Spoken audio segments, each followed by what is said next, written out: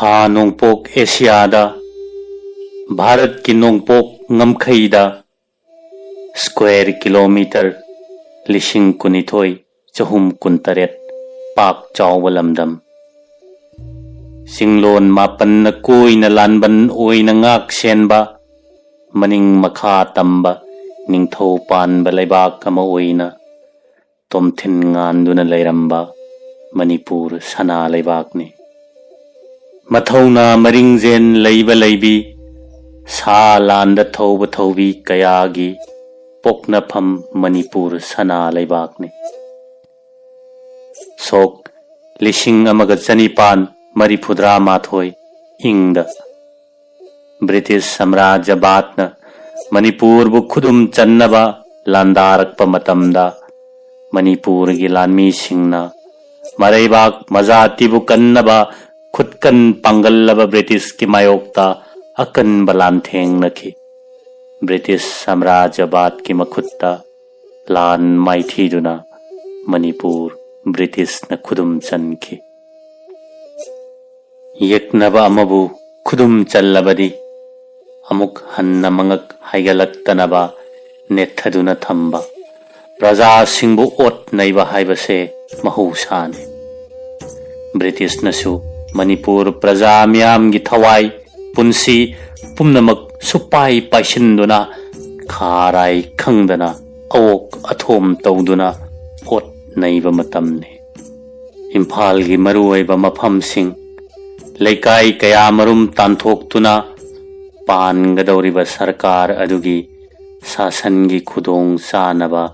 लमसिंग अदु लौसिंदुना रिजर्व तौसिनखिबा मतमने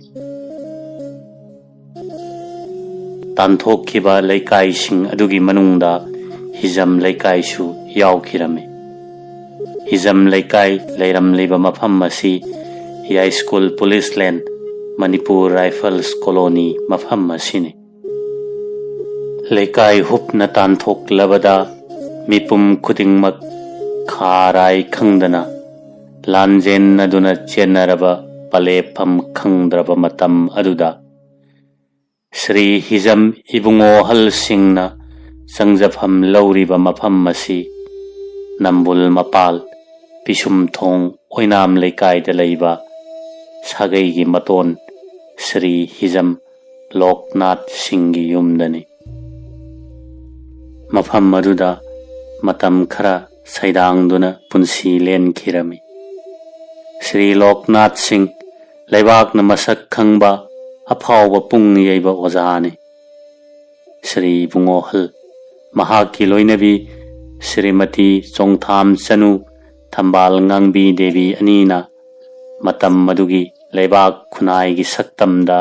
सुफम नोमफम खंगदना लेनबा सेंथोक लेतबा लाइरबगी पनखई मखादा लेबा युमबान कैबान खुदोंग चादबा मओइरमखि यामना वाना नंगना खांगदुना लेनबा पुंसी ओइबना मसागी इंखोल लेपसिंदुना तोंगानबा मयुम मकई सादुना युमलिंगबगी पांगन लेरमदबा मिसक अमा हाइबदो ओइरमखि महाकी सागई की मतोन अदुगी ममांग संगोइदा खाजिंदुना मतम लेनबा युमबाल ओइना लेरमखि इबुंगोहल अमसुंग थंबाल ngangbी मतमदुगी खुनाइदा अवाबा खुदोंग थिबा कया लांथेंगनदुना पुंसी लेलिंगई सेप्टेम्बर 19,1973 इंग युमसकैसा नुमित्ता मखोय अनिगी अमत्ता ngairaba mapari जननेता हिजम इराबोत पोखी इराबोत की अपोकपा श्री इबुंगोहल सिंह लेता लाइरबगी चाइना चैथेंग खांगबा वारकपदगी सेंथोक लंबी थीबा मयुम थादोक्तुना मणिपुर वांगमा अवा लेबाक ताना चटखिरमे मफमदुदा मतम खर लेरगा मतम पंगसांग सांगदना कबोदगी थोरकपगा श्री इबुंगोहल सिंह नोंगाखरे श्रीमती थंबाल ngangbी लेता लाइर मैखू मरक्ता हिंगनबगी लांथेंगनदुना पिक लेबा मचानुपा इराबोतपु ꯇꯨꯡꯒꯤ ꯑꯆꯧꯕ ꯊꯥꯖꯕ ꯑꯃꯒ ꯂꯣꯏꯅꯅ ꯅꯥꯎꯌꯣꯛꯂꯛꯈꯤ꯫ ꯃꯤꯅꯣꯛ ꯆꯥꯎꯕ ꯃꯩꯇꯩ ꯈꯨꯟꯅꯥꯏꯅꯤ꯫ ꯃꯆꯥꯕꯨ ꯃꯤ ꯑꯃ ꯑꯣꯏꯅꯕꯒꯤꯗꯃꯛ ꯅꯍꯥ ꯑꯣꯏꯔꯤꯕꯤ ꯃꯃꯥ ꯃꯩꯇꯩ ꯅꯨꯄꯤꯒꯤ ꯃꯔꯤꯡꯖꯦꯜ ꯃꯊꯧꯅꯥ ꯐꯨꯗꯣꯛꯇꯨꯅ ꯃꯤꯅꯣꯛ ꯆꯥꯎꯕ ꯃꯩꯇꯩ ꯈꯨꯟꯅꯥꯏꯒ ꯂꯥꯟꯊꯦꯡꯅꯗꯨꯅ ꯀꯩꯔꯣꯏ ꯂꯩꯀꯥꯏꯗ ꯃꯤꯒꯤ ꯐꯧꯁꯨ ꯂꯥꯡꯗꯨꯅ ꯏꯃꯨꯡ ꯃꯅꯨꯡꯒꯤ ꯊꯕꯛ ꯏꯪꯈꯥꯡ ꯅꯣꯝꯗꯨꯅ ꯃꯆꯥꯕꯨ ꯅꯥꯎꯌꯣꯛꯂꯛꯈꯤ꯫ ꯏꯔꯥꯕꯣꯠ ꯂꯦꯞꯅ ꯀꯣꯏꯅ ꯆꯠꯄ ꯉꯝꯂꯛꯂꯕ ꯃꯇꯝꯗ ꯁ꯭ꯔꯤ ꯏꯕꯨꯡꯉꯣꯍꯜꯁꯤꯡꯒ ꯄꯣꯛꯃꯤꯟꯅꯕ ꯃꯆꯟꯅꯨꯄꯤ ꯁ꯭ꯔꯤꯃꯇꯤ ꯍꯤꯖꯝ ꯅꯤꯡꯉꯣꯜ ꯁꯧꯒꯥꯏꯖꯝ ꯑꯣꯡꯕꯤ ꯏꯕꯦꯇꯣꯟ ꯗꯦꯕꯤꯅ ꯃꯅꯝꯃ ꯊꯝꯕꯥꯜ ꯉꯥꯡꯕꯤ ꯑꯃꯁꯨꯡ ꯃꯌꯥꯅꯨꯄꯥ ꯏꯔꯥꯕꯣꯠ ꯃꯃꯥ ꯃꯆꯥ ꯑꯅꯤ ꯂꯧꯁꯤꯟꯗꯨꯅ ꯃꯍꯥꯛꯀꯤ ꯃꯌꯨꯝ ꯃꯣꯏꯔꯥꯡꯈꯣꯝ ꯁꯧꯒꯥꯏꯖꯝ ꯂꯩꯀꯥꯏꯗ ꯅꯥꯎꯌꯣꯛꯇꯨꯅ ꯊꯝꯕꯤꯔꯦ꯫ ꯁ꯭ꯔꯤꯃꯇꯤ ꯏꯕꯦꯇꯣꯟ ꯗꯦꯕꯤꯒꯤ ꯃꯄꯨꯔꯣꯏꯕ ꯁ꯭ꯔꯤ ꯁꯧꯒꯥꯏꯖꯝ ꯏꯕꯣꯆꯧꯁꯤꯡ ꯃꯇꯝ ꯑꯗꯨꯒꯤ ꯑꯉꯝ ꯑꯊꯧꯁꯤꯡꯒꯤ ꯃꯅꯨꯡꯗ ꯑꯃꯅꯤ꯫ ꯃꯍꯥꯛ ꯃꯅꯤꯄꯨꯔ ꯁ꯭ꯇꯦꯠ ꯗꯔꯕꯥꯔꯒꯤ ꯃꯦꯝꯕꯔꯅꯤ꯫ ꯊꯝꯕꯥꯜ ꯉꯥꯡꯕꯤ ꯃꯆꯥꯕꯨ ꯃꯇꯝ ꯁꯥꯡꯅ ꯅꯥꯎꯀꯣꯟꯕ ꯉꯝꯈꯤꯗ꯭ꯔꯦ꯫ ꯑꯃꯠꯇ ꯉꯥꯏꯖꯔꯕ ꯅꯨꯡꯁꯤꯔꯕ ꯃꯆꯥꯅꯨꯄꯥ, ꯅꯪꯒꯤ ꯄꯨꯟꯁꯤꯒꯤ ꯍꯤꯡꯕꯒꯤ ꯂꯝꯕꯤ ꯊꯤꯖꯍꯧꯔꯣ ꯍꯥꯏꯕ ꯃꯇꯥꯒꯨꯝ ꯃꯆꯥꯗ ꯑꯔꯣꯏꯕ ꯑꯣꯏꯅ ꯌꯦꯡꯂꯝꯂꯒ ꯏꯔꯥꯕꯣꯠꯀꯤ ꯃꯃꯥ ꯆꯣꯡꯊꯥꯝ ꯆꯅꯨ ꯊꯝꯕꯥꯜ ꯉꯥꯡꯕꯤ ꯅꯣꯡꯒꯥꯈ꯭ꯔꯦ꯫ ꯂꯩꯇ ꯂꯥꯏꯔꯕ ꯏꯃꯨꯡꯗ ꯆꯪꯗꯨꯅ ꯄꯣꯛꯂꯨꯕꯒꯤ ꯃꯊꯛꯇ ꯅꯧꯅ ꯑꯄꯣꯛꯄ ꯑꯄꯣꯛꯄꯤ ꯑꯅꯤꯃꯛ ꯀꯥꯏꯅꯈꯤꯗꯨꯅ ꯄꯤꯇꯠ ꯄꯥꯇꯠꯄ ꯃꯆꯥ ꯑꯃ ꯑꯣꯏꯅ ꯆꯥꯎꯔꯛꯈꯤ ꯏꯔꯥꯕꯣꯠ꯫ ꯃꯍꯥꯛꯅ ꯍꯟꯅ ꯌꯦꯡꯊꯣꯛꯈꯤꯕꯗ ꯃꯅꯦ ꯅꯠꯇꯅ ꯀꯅꯥ ꯎꯔꯛꯇ꯭ꯔꯕ ꯃꯇꯝꯗ ꯃꯤꯔꯣꯜ ꯈꯖꯤꯛ ꯇꯥꯔꯛꯄꯗꯒꯤ ꯍꯧꯅ ꯃꯁꯥꯗ ꯑꯋꯥꯕ ꯆꯩꯅꯥ ꯆꯩꯊꯦꯡ ꯀꯌꯥ ꯈꯥꯡꯗꯨꯅ ꯂꯥꯛꯈꯤ꯫ ꯑꯉꯥꯡ ꯑꯣꯏꯔꯤꯉꯩꯗꯒꯤ ꯍꯧꯅ ꯇꯪ ꯇꯥꯗꯕ ꯄꯨꯟꯁꯤ ꯑꯃ ꯑꯣꯏꯅ ꯃꯇꯝꯗꯨꯒꯤ ꯈꯨꯟꯅꯥꯏꯒꯤ ꯁꯛꯇꯝ ꯑꯗꯨꯒꯤ ꯃꯥꯌꯣꯛꯇ ꯂꯥꯟꯊꯦꯡꯅꯗꯨꯅ ꯂꯥꯛꯈꯤ꯫ ꯏꯔꯥꯕꯣꯠ ꯂꯥꯏꯔꯤꯛ ꯂꯥꯏꯁꯨ ꯇꯝꯕꯒꯤ ꯃꯅꯨꯡ ꯃꯇꯝ ꯆꯥꯔꯛꯂꯦ꯫ ꯄꯦꯇꯤꯒ꯭ꯔꯨ ꯄꯥꯊꯁꯥꯂꯥ LPꯗ ꯃꯤꯡ ꯆꯟꯗꯨꯅ ꯂꯥꯏꯔꯤꯛ ꯇꯝꯕ ꯍꯧꯔꯦ꯫ ꯁ꯭ꯀꯨꯜ ꯇꯝꯃꯤꯟꯅꯔꯤꯕ ꯁꯥꯇ꯭ꯔ ꯃꯃꯥꯟꯅꯕꯁꯤꯡꯗꯒꯤ ꯊꯣꯏꯅ ꯁꯣꯊꯔꯛꯇꯕ ꯑꯃ ꯑꯣꯏꯅ ꯍꯧꯔꯛꯈꯤ꯫ ꯁꯥꯇ꯭ꯔ ꯑꯣꯏꯔꯤꯉꯩꯗꯒꯤ ꯍꯧꯅ ꯂꯝꯆꯠ ꯁꯥꯖꯠ, ꯊꯛꯁꯤ ꯈꯥꯁꯤ ꯑꯃꯁꯨꯡ ꯍꯧꯅ ꯂꯣꯟꯆꯠ ꯈꯪꯅ ꯂꯥꯛꯄ ꯃꯤꯁꯛ ꯑꯃ ꯑꯣꯏꯔꯛꯈꯤ꯫ ꯑꯣꯖꯥꯅ ꯇꯥꯛꯄꯤ ꯇꯝꯕꯤꯕ ꯂꯥꯏꯔꯤꯛꯀꯤ ꯄꯔꯥ ꯌꯥꯝꯅ ꯄꯨꯛꯅꯤꯡ ꯆꯪꯅ ꯇꯥꯕ, ꯇꯥꯛꯂꯤꯕ ꯄꯔꯥ ꯑꯗꯨ ꯈꯪꯅꯅꯕ ꯍꯣꯠꯅꯕ ꯁꯥꯇ꯭ꯔꯁꯤꯡꯒꯤ ꯃꯅꯨꯡꯗ ꯏꯔꯥꯕꯣꯠꯁꯨ ꯑꯃꯅꯤ꯫ ꯖꯅꯅꯦꯇꯥ ꯏꯔꯥꯕꯣꯠ ꯔꯤꯚꯣꯂꯨꯁꯅꯔꯤ ꯑꯃ ꯑꯣꯏꯅ ꯄꯣꯛꯂꯛꯈꯤ ꯍꯥꯏꯕꯗ ꯍꯥꯏꯃꯟꯕ ꯊꯣꯛꯂꯣꯏ꯫ ꯁꯣꯛ 1903 ꯃꯅꯤꯄꯨꯔꯒꯤ ꯑꯍꯥꯟꯕ ꯅꯨꯄꯤ ꯂꯥꯟ ꯊꯣꯛꯈꯤ꯫ ꯅꯨꯄꯤ ꯂꯥꯟ ꯊꯣꯛꯈꯤꯕꯒꯤ ꯋꯥꯍꯧꯗꯤ ꯁꯣꯛ 1932 ꯏꯪꯗ ꯕ꯭ꯔꯤꯇꯤꯁ ꯁꯥꯝꯔꯥꯖꯕꯥꯗꯅ ꯃꯅꯤꯄꯨꯔꯕꯨ ꯈꯨꯗꯨꯝ ꯆꯟꯁꯤꯟꯈꯤꯕ ꯃꯇꯨꯡ ꯆꯍꯤ 19 ꯆꯪꯂꯛꯄ ꯃꯇꯝꯅꯤ꯫ ꯃꯅꯤꯄꯨꯔ ꯄ꯭ꯔꯖꯥ ꯃꯤꯌꯥꯝꯕꯨ ꯕ꯭ꯔꯤꯇꯤꯁꯅ ꯈꯥꯔꯥꯏ ꯈꯪꯗꯅ ꯑꯣꯠ ꯅꯩꯕ ꯃꯇꯝꯅꯤ꯫ ꯃꯇꯝ ꯑꯗꯨꯗ ꯁꯥꯍꯦꯕꯀꯤ ꯕꯪꯒꯂꯣ ꯃꯩ ꯆꯥꯛꯈꯤ꯫ ꯍꯥꯏꯔꯤꯕ ꯕꯪꯒꯂꯣ ꯑꯗꯨ ꯋꯥꯌꯨꯝ ꯏꯅ ꯀꯨꯞꯄꯅꯤ꯫ ꯕꯪꯒꯂꯣ ꯃꯩ ꯆꯥꯛꯈꯤꯕꯗꯨ ꯃꯗꯨꯗ ꯂꯩꯔꯤꯕ ꯁꯥꯍꯦꯕꯁꯤꯡ ꯑꯗꯨꯒꯤ ꯆꯦꯛꯁꯤꯟꯕ ꯋꯥꯠꯄꯗꯒꯤ ꯑꯣꯏꯔꯝꯕꯁꯨ ꯌꯥꯏ꯫ ꯃꯇꯝ ꯑꯗꯨꯒꯤ ꯁꯔꯀꯥꯔ ꯑꯗꯨꯅꯗꯤ ꯃꯤꯑꯣꯏ ꯈꯔ ꯂꯧꯇꯨꯅꯔꯒ ꯃꯩ ꯑꯗꯨ ꯊꯥꯕꯅꯤ ꯍꯥꯏꯅ ꯂꯧꯔꯝꯃꯤ꯫ ꯕꯪꯒꯂꯣ ꯃꯩ ꯊꯥꯔꯝꯂꯤꯕ ꯂꯤꯈꯨꯟ ꯑꯗꯨ ꯊꯤꯕ ꯐꯪꯗꯕꯗꯒꯤ ꯏꯝꯐꯥꯜꯒꯤ ꯑꯀꯣꯏꯕꯗ ꯂꯩꯕ प्रजा पुनमक्की मथक्ता पोटमांग चैमांग अमांग अता कुपखत्नबा कलेक्टिव फाइन ओइना नुपा मखै मयुम मयुमदगी वा इ पया अमसुंग मपोट मचै पुनमक पुथोक्तुना अनौबा बंगलो अमा सादुना सिंगदबनी हाइना ऑर्डर अमा थोक्लम्मी। साहेब की अनौब बंगलो अदु सानबगिदमक्ता इम्फाल के अकोइबदा लैबा नुपा खुरिंगमक्ना महाक की मयुम इंखोलदगी वा ई पया अमसुंग खुसु खुलाइगा लोइनना हाइगत नरक्लमे मतम मदुदा नुपी मियाम हौरक्तुना साहेब की बंगलो साब यारोई सरकार की ऑर्डर चटनब यारोई बंगलो मई थरमलिब मिसक अदु फारगा मतिक चाब चैराक पीगदबने हाइना मणिपुर की नुपी मियाम नलान हौरक्तुना ब्रिटिश साम्राज्यवाद सरकार अदुगी मायोक तलान थेंगनरमे नुपा सिंह अदुना पुरक्लिबा वा ई अमसुंग पया पुमनमक अदु नुपी मियाम न मुल्लगा नंबुल तुरेंद थादखिरमे बंगलो साफमदगी नुपा मखई नुपी मियाम हौदुना तनखाइदुना नुपा सिंह अदुना सिजिन्नरमलिबा खुसु खलाई पुमनमक मुंदुना लैरमलिबा पोत चै पुमनमक चखाइखि नुपी सिंह लांजंग अदु ब्रिटिश साम्राज्यवाद की सिपाही सिंहना मायोकनबा ngamkhide ब्रिटिश सरकार अदुगी तमथीरबा अहक्प ऑर्डर अदु हंदोकपा ताखि हाइरिबा नुमित असि इराबोत मफम खंगदना मांगखिबा नुमित ओइरम्मे मसागी चही 9 चंगलकपा मतम लेबाक इरांग हौबा नुमितनी लालक अदुदा मने इबे तोम्बिना इराबोत हाइना कौदुना कोइथी थिरक्पा फंगलक मंदबदगी लैकाइगी मी थादुना थिहल्लुबदा पिकलिबे इराबोत खुदै अमसे खुदै फुरित अमलित अकी तुजुंगलबा नुपी लानगी सक्तम अदुगी मरक्ता मसादा निंगहन्नबा अकीबा अमत्ता पोक्तना अंगांग मतिक नत्तना यौसिंदुना लेरमखि महाकपु थिरक्लिबा मिसक अदुना महाकना तौरमलिबा मतौ अदो उबमक्तदा यामना ngakna thokkhirame महाकी चही मतांग अदुदा ममा लेबाकिदमक यक्नबगी मायोक्ता लैतुम अमतंग ओइरबसु खुल्लग हुलक रिवोल्यूशनरी अमने मैतै अहल लमन सिंगी पावरौ पोकपदा ngairiba angangi mapunsigi tungi oirakkadaba sakphamdi mamagi matam bakta leiringai ningthadagi khangi haiba wahi ase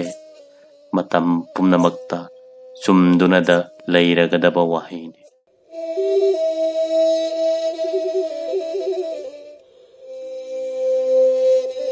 इराबोत Johnstone school दा मखा लाइरिक तमथरखे लाइरिक लाइशु मही मसिंग तंबदा यामना वाना नंगना तमलखे अंगांग ओइरिंगैदगी हौना आउटबुक पाबदा पुकनिंग यामना चंगनमे जोनस्टोन स्कूल दा तमलकपा छात्र सिंगी मनुंगदा मेरिट लैबगी मनुंगदा चंदुना लाखे अंगांग ओइरिंगैदगी हौना हिरम खुदिंगदा लमजिंगबा मोइना होरखि जोनस्टोन स्कूल दा क्लास 5 तमलिंगै मतमदुदा ओजा अमना छात्र वारकपा मतमदा चुमना वारकपदा नत्तना खोंगपाकना कावबा ओजा अदुगी का हेंजिनबा दुबु निंदा तौदुना इराबोतना लुचिंगदुना अकी अखंग लैतना छात्र सिंगी मरक्ता इहौ सागतुना स्कूल पुनमक स्ट्राइक तौखि छात्र पुनमक्की अकनबा इहौदुदा स्कूल अथॉरिटीना ओजा अदुबु छात्र सिंगदा लाले हाइजहनखि स्ट्राइक अदु छात्र सिंगना यामना माइ पाकना लोइसनखि मणिपुरदा छात्र सिंगी स्ट्राइक मदुना अहानबने रिवोल्यूशनरी असिबु ब्रिटिश साम्राज्यवादना स्ट्राइक अदुगी मतुंगदगी मिकुपना हुम सिंगना चेक्सिनना येंगबा हौखि छात्र की स्ट्राइक माइ पाकना पांगथोखिबगी इरोइनना इराबोतना लुचिंगदुना छात्र सिंगी स्काउट अमलिंखतखि मणिपुरदा छात्र सिंगी संस्थान मदुना अहानबने छात्र सिंगी स्काउटना मतम मदुगी लैबाकी अवा अना मैहौ लांगपोक अमसुंग इसिंग इचाउना चिंगबा अवाबा तारबा लैबाक मियामगी मतेंग पांगबदा अचौबा थौदांग लौरमे स्काउट की मरुओइबा थौरमदी सोशल सर्विस ने मणिपुरदा सेवा समिति हाइना लेरंबादुना volunteer sangstan singi ahan balamyan bani haibayai. Irabotna sangstan asi lingkat na bagi sangsalak pathaurang da miyoi ba khunai bu awana da mateng pangning ba mahakati na ba marup mapang singi apun mamipam mamapamduna miyoi ba khunai gi awana da mateng pang na ba seva samiti volunteer sangstan ama lingkat kirami. Seva samiti asida pukning sangna thabak nom liba singi manungda irabot kaloinana Sarvasri Sorok Khaibam Thambau Singh Hizam Angahal Singh Longjam Bijoy Singh Laisram Kanhai Singh Takhelambam Ibotombi Singh Elangbam Tompok Singh Potsangbam Tomal Singh Khwairakpam Tomcha Singh Asina Singh Basing Asina Ahing Nungthil Khaktana Thau Purami Laibak Yawana Maihau Langpok Ising Isau Thokpa Matamda Seva Samiti ki volunteer mayam mafam aduda hana thunglame. Sahi khudingi Maitai khunai gi baruni ching kabase ahal naha laishabi pakhang ahing tumnadana karibase maihau rol dagini. Matam maduda lambi thong hojik phariba sugumna pharamba natte. Singkaroi kaya khudong thiba nangba awana asok apan kibik Akhang ahi Dr. Singha hidak langthak sing yauna baruni singkhongda nong mamamangda dambur khallaga kem tauduna seva samiti gi volunteer singna singariba mi singi mateng pirami. Hairiba seva samiti asina Manipur gi ahanba volunteer sangsthane. Angang oiringaidagi hauna matam madugi Manipur khunai gi saktam yamna kupna Khangning na thigalak pamisak amoirakhe. Bharat Barsagi nongpok ngam khaida ningthau pan baning tambalaibak amoina malem masida picture abasu haina humna palak pa Manipur sana laibakne. Matau karam na ning tambamang khiduna British Samrajabad kiloilam moiduna makhoi khudum makhada lairam libano. Wafam masi araiba oide. Mahaki wahang asigi wari wakhong kupna khangnaba mathak thongba ahal laman akhang ahi singda thijan mamioi ama soirakhe. Matam madugi khunai gi lonchat ikang tha gi nungairaba matamda leikai natraga khungang sing nungthil numidang wairam masi lebak angam athau singi macha manau masak naiba mioi manga tara punsinduna leibung phamba chatnarame. Mafamdi Laikai natraga khungangi natraga umang lai lampakta namna phamnarame. Matamdi nungthil numidang wairam pung mari mangadagi numidang pung taramathoi taranithoi taba phawba phamnarame. Matam madugi khunai adu thaksi khasi ngakna chatnaramba aki tujung thoina lainaramdaba nganba thengbagi thoina khannaramdaba matamni. Hairiba leibung phambasi kanadaba warem ngangduna chak ngaibagi matam lenaba pangpham phamba natte. Yamna maru oiba wafam hudoknaduna khana nainaraga leibak khunai gi kanaba lamjing puthoknadaba natte. Khunai adugi leibung phambada yauraktaba mi singbu mithanaramde. Karigumba wahi wata taunarakpada nong mata leibung phamba yauraktaba nangi nawabu lawba haunabra haina hanthaba miteng yengnarame. Leibung phambada maruina nainaramliba wafamsingdi haukiba itihas, rajniti, arthaniti, samajik, puwari, lengaklon, natki chatnalon, leibak khunai gi asengba saktam pumnamak asini. Leibak khunai gi asengba saktam khangnaba yamna kupna thijanba mioi singdi leibung phamba yawba mi singduna mayek sengna khangame. Irabot leibung phamba angang oina mapukning yamna changna toina yaurakpa misak ama oirame. Mahagasi mathak thongba ahal laman singna paukhon sibada nong mata mai hairaktaba misak ama oirakhi. Ahal laman singna nainariba wari wakhong यामना पुकनिंग चंगना खंगनिंगना तासनबा मिसक अमा ओइरक्खि महाकना खंगदबा वही वता कया मथक थोंगबा अहल लमनसिंगदा हंगदुना मयेक सेंगना खंगनबा होतनबा मिसक अमा ओइरक्खि मतम मदुगी लेबुंग फमलिबा अदु हौजिकी खुनाइगी मिरोनदी करिसु लैतना यामना लाइना खलंबा याय अदुबु यामना कुप्थना हंगतना येंगबा मिसक अमनदी तराई तराइना लौरोय अनौब खुनाई अमगी याओन पुरकनबा वखल लौसिंग पोरम यातपनी हाइना लौबा याय हौजिकी खुनाई असिदी क्लब ता फमदुना वातानरी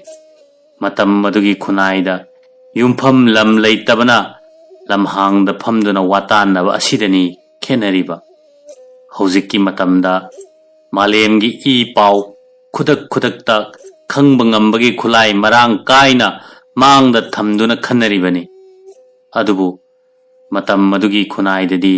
पाव चे फावबा मचेत अमता उबा फंगदबा मतमने मतम मदुगी खुनाइगी लोनचत्ता सुमना लैबुंग फंबा यावबा लाकबा मियोइसिंगी मनुंगदा हाना लाक्तुना फमदुना लैरंबा मीसिंगदा पिकपा चावबा अहल नहा खाइदना कोना लाकपा मियोइसिंगना खु लैताना कुल्लगा आई खरदंग थेंख्रे हाइना खुरुंबसे चनबीनी अहल नहा थक्सी खासी असुक्की मतिक फजना चटनरमे करिगुम्बा मतमदा हराव कुमैगुम्बा मफमदा नहा अमना फमदुना लैरंबा फिदा मथक थोंबा अहन अमना कोना लाकपा थोक्लबदी अहन अदुगी फमफम फिदा लैतबा उबदा नहा अदुना हौगतुना महाकी फमफम फिदा अदु संगसिंदुना फमहनबसे चनबीनी लंगफै चटमिनबदा खरा नहा ओइबा अदुना मथक थोंबा चटमिनरिबा अदुगी पूरिबा पोत चैसिंग नहा अदुना पुगनी अहिंग यारेक्तुना लैबा तारबसु नहा अदुना चाक थोंबा अमसुंग चाबा थकपा लोइरगा लोखाक चगुम सेंगबा कोलिक फेंगबसे नहा अदुगी मथौने मिनुंगसी चावबा मैतै फुरुपनी मिरैबाक्तगी कनागुम्बा मियोइसिंग लाकपदा लाइरजरबा महाकना लैजबा खरना पेलहन्नबा होटनजबा इरातजबा हाइबसे मतमदुगी चटनबीनी मालेम मसिदा लैरिबा मियोइ पुमनमक मसा मसागी फिजेत चकचाना फुरुप अदुगी मसक ताई हाइबसे लांदबा वाहै ओइगनी मैतै फुरुप ऐखोइगी फिजोल मिरैबाक्तगी तांगदना मैतै इमुंग मनुंग खुदिंगी इमा इबेन सिंगना पुथोकपा फिरोल मरांग कायना सिजनदुना हिंगलक्ली हाइबदा अरानबा वाहै ओइरोय मैतै इमा इबेन अहन ओइरबी सिंगना अहिंग नुंगथेल नाइदना इरमदमदा थोकचबा सिनौ लसिंग मतिक चाना सेम सारगा कपत्रेंगदा तकलगा लसिंग कापोंदा हुइत्रीना कापथोकलगा मोइथाप नाइदुना पुथोकपा लंगदुम अदुना युमथोंग खुदिंगी इयोंगदा पुथोकपा फीना मरांग कायना सिजिनरमे मंगलम चत्तगी हौना मैतै इमा इबेन सिंगना साबा फी मिरैबाक्ता पामनरई हाइबसे हेंजिनबा वाहै नत्ते मतम मदुगी खुनाइदा नुपा सिंगना सेलंबा फिजोलदी अनाई लंगी फैजोम खोंदाइने नुपाना नादा नायन यालम्मी सम लेंगपाक फावबा सांगना खकनरमी अनाई लंग अबोंग इनरमी फैजोम फिजेती कपत्रेंग फिजेतने ओइगी फैगंदा फैजोम खोंनाई अताइबा परेंग ताहल्लगा सेटनरमी खुदैना खाओनरमी फुरित लिटनरमदे सथोकपदा कोयत सलाई येली लिचै मरु पाइनै खोंगुप तोंगलमदे निंगथम थादा उगी खुग्रांग तोंगनरमी अंगम मथौसिंगना कोयत फैयत येतनरमी फुरित खुदना तुबा पुमयात अमदी थबाक खाइदोकपी लौखाउ फुरित की मवोंग लिटनरमी मतमदुगी यावोन मतुंग इन्ना भारत वर्ष असि ब्रिटिश की लोइलम ओइदुना भारत की पोथोक मांगहल्लगा बिलात की पोथोक न मुहुत सिनख्रबनिना मणिपुरदसु बिलात की पोथोक सिंगना तपना मुहुत सिंजिल्लक्तुना मणिपुर की लसिंग पोथोक तपना मांगखिरमे नुपा सिंगी फिजोल अयुक नुंगथिल सेलंब फैजोम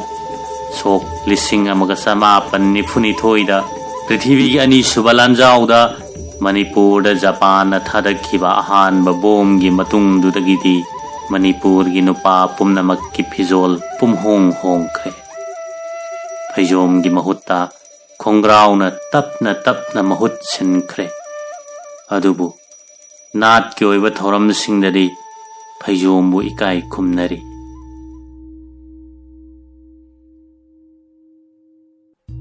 मैतई फुरुप की नुपी सिंगी फिजोलदी महौसादगी फनेक इनफिना फिजेट लेतेंग ले अंगनब खुनाइददी फुरित लिटनरमदे लैसाबी मपुंग फरकलगा फिदोन चिंखत्तुना सेटनरमी अयुक नुमिदांग लैबदा फी मतुप अमा इंदुना ले समना साई कई खोंगुप खुरुम सिजिनदे मतमगी अवोन मतुंगिना अपाम्बा खुलोइबा थिरकपदा लैसाबी पुमनमक सम साई कक्पगी महुत्ता खोमगतनरे फिजोलदी फुरुप की सक्तम ngakna setli Manipur hairaga ching amasung tampak anigi apunba saktambu khangnai leibak asida khunda leita duna leirakpa leibak cha sing amadi chingda singmi singna mapungda khunda leita rakhi tampakta khundari ba singi manungda maitai phurupna mapungni Manipur gi apunba misingi manungda maitai phurupna chada हुम्बुद्रा मंगाने हाइबयाय मैतई फुरुपना अतई फुरुप सिंगी मी सिंगदगी मसिंग हेना ताबा मणिपुर लैबागने मणिपुर की निंगथौदी मैतई फुरुप की मंगांग सलाइना ओइदुना लाए मणिपुर लैरिबा तैपाकसा फुरुप पुनमक मैहौरोंदगी अखोई इनिंगथौनी हाइदुना इकाई खुमनदुना लाकमिन्नरखे लोंदी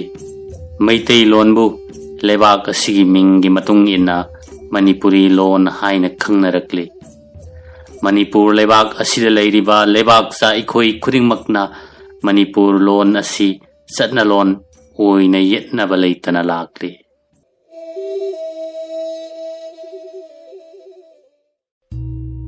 इरावत मणिपुर की जोनस्टोन high school दा class 7 फाउबा lyric तमलमे महाकपु अवांग बथा की lyric तमहन्नबगिदमक मने इबेतोन पोरम अमा यालम्मे मदुदी श्रीमती इबेतोन देवी न पोकप मचानुपा अहन श्री सौगाइजम समरेंद्र सिंह मियामना सना जावबा हाइना खंगनबा असि अवांग बथा की लाइरिक तमनबगिदमक मणिपुर की वांगमा नोंगपोक बंगला की ढाका शहर हौजिकना बांग्लादेश की कैपिटल असिदा थाखिरमे मतम मदुगी खुनाई अदु मैतई मचा अमना मणिपुर की वांगमदा लाइरिक तंबा थाबा हाइबसी अराइबा थबक अमा ओइरमदे मरमदी मैतई सिंगना अखोय असि अवांगबा था की फुरुपने अचौबा सागैनी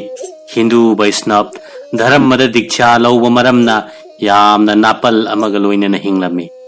धर्मदा असुक्की मतिक थाजरमे गौरियासु असुक्की मतिक कन्नरमे नोंमगी इरुजद्रबदी इसिंग फना खौरांगलबसु थक्तना खांगनरमे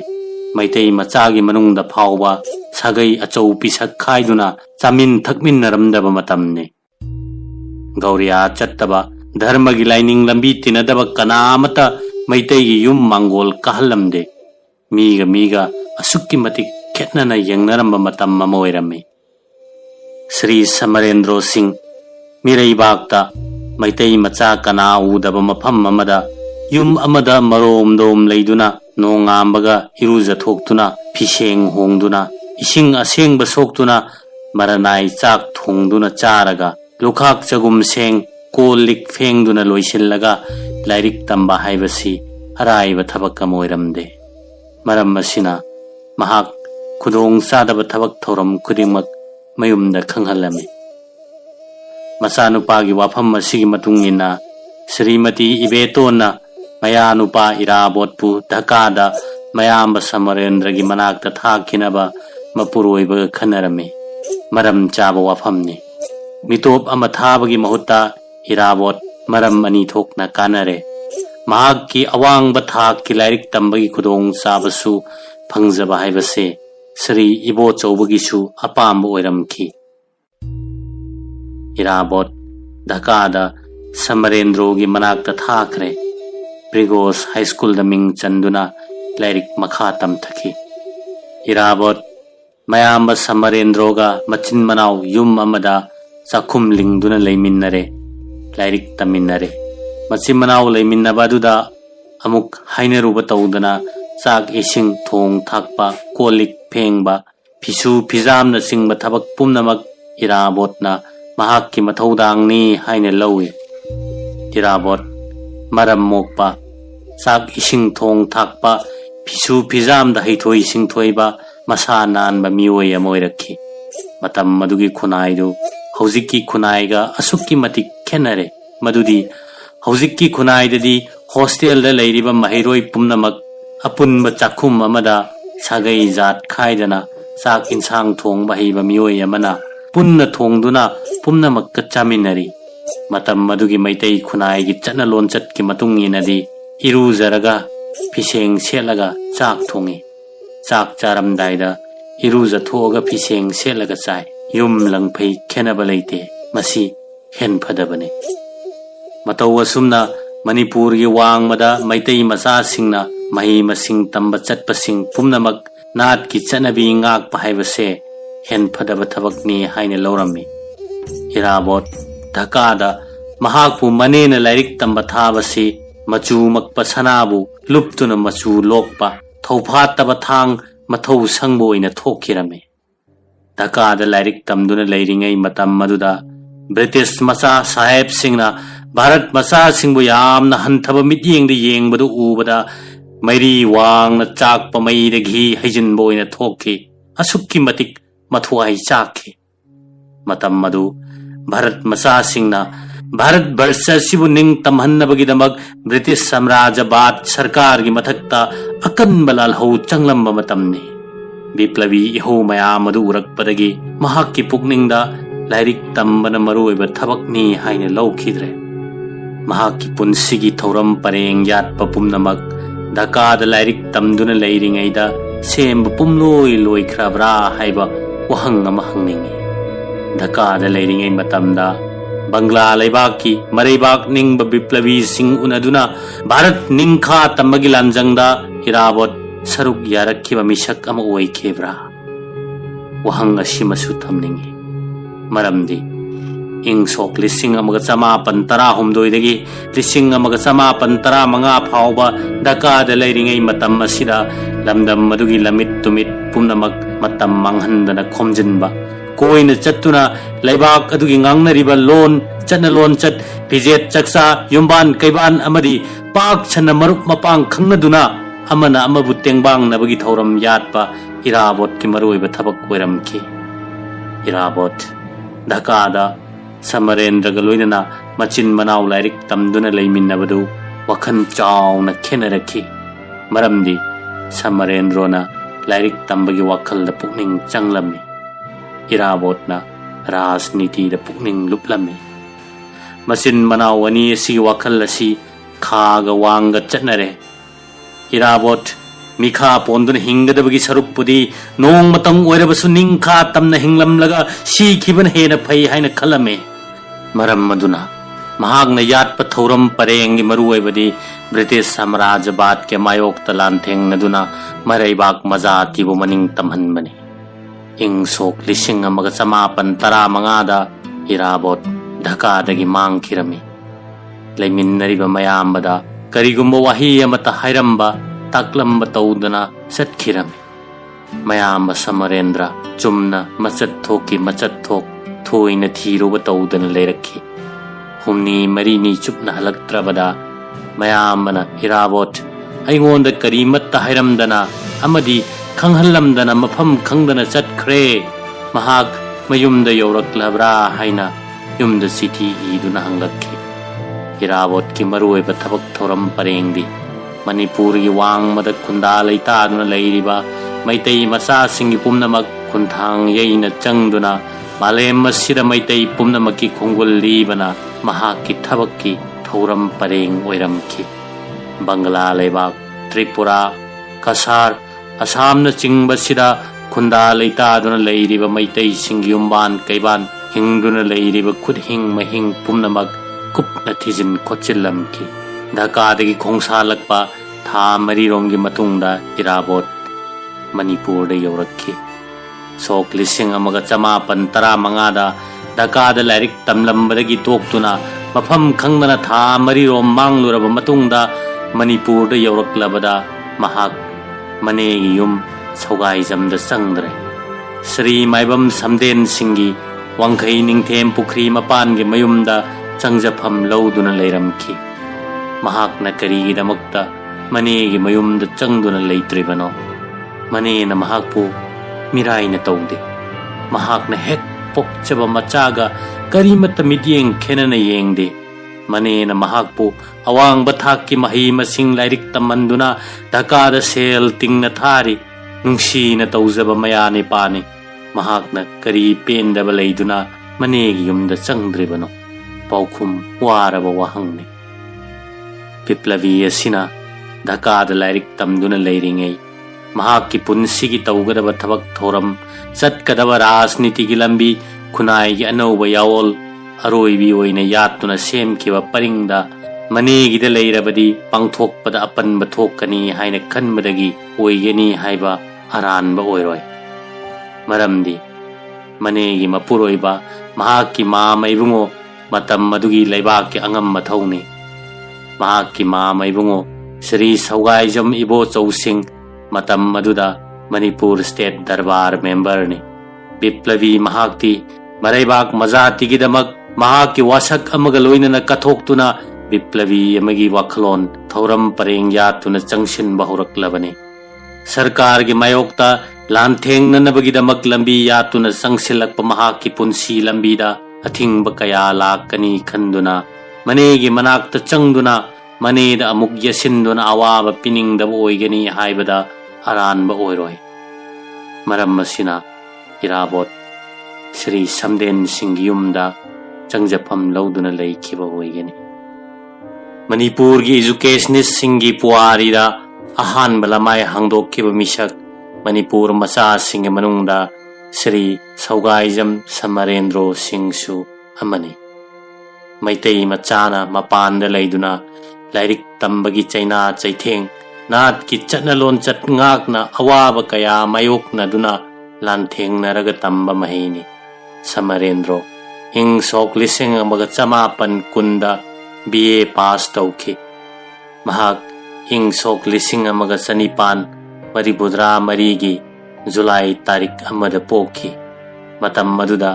ꯃꯩꯇꯩ ꯃꯆꯥ ꯑꯃꯅ ꯃꯅꯤꯄꯨꯔꯒꯤ ꯋꯥꯡꯃꯗ ꯂꯪꯐꯩꯗ ꯂꯥꯏꯔꯤꯛ ꯇꯝꯂꯨꯔꯒ BA ꯄꯥꯁ ꯇꯧꯗꯨꯅ ꯊꯣꯔꯛꯄ ꯃꯅꯤꯄꯨꯔꯤ ꯃꯤꯌꯥꯝꯅ ꯆꯥꯎꯊꯣꯛꯅꯕꯒ ꯂꯣꯏꯅꯅ ꯍꯔꯥꯎ ꯃꯊꯣꯏ ꯀꯥꯈꯤꯔꯝꯃꯤ꯫ ꯃꯇꯝ ꯑꯗꯨꯒꯤꯗꯤ ꯌꯥꯝꯅ ꯑꯇꯥꯡꯕ ꯋꯥꯐꯝ ꯑꯃ ꯑꯣꯏꯅ ꯊꯣꯛꯄꯅ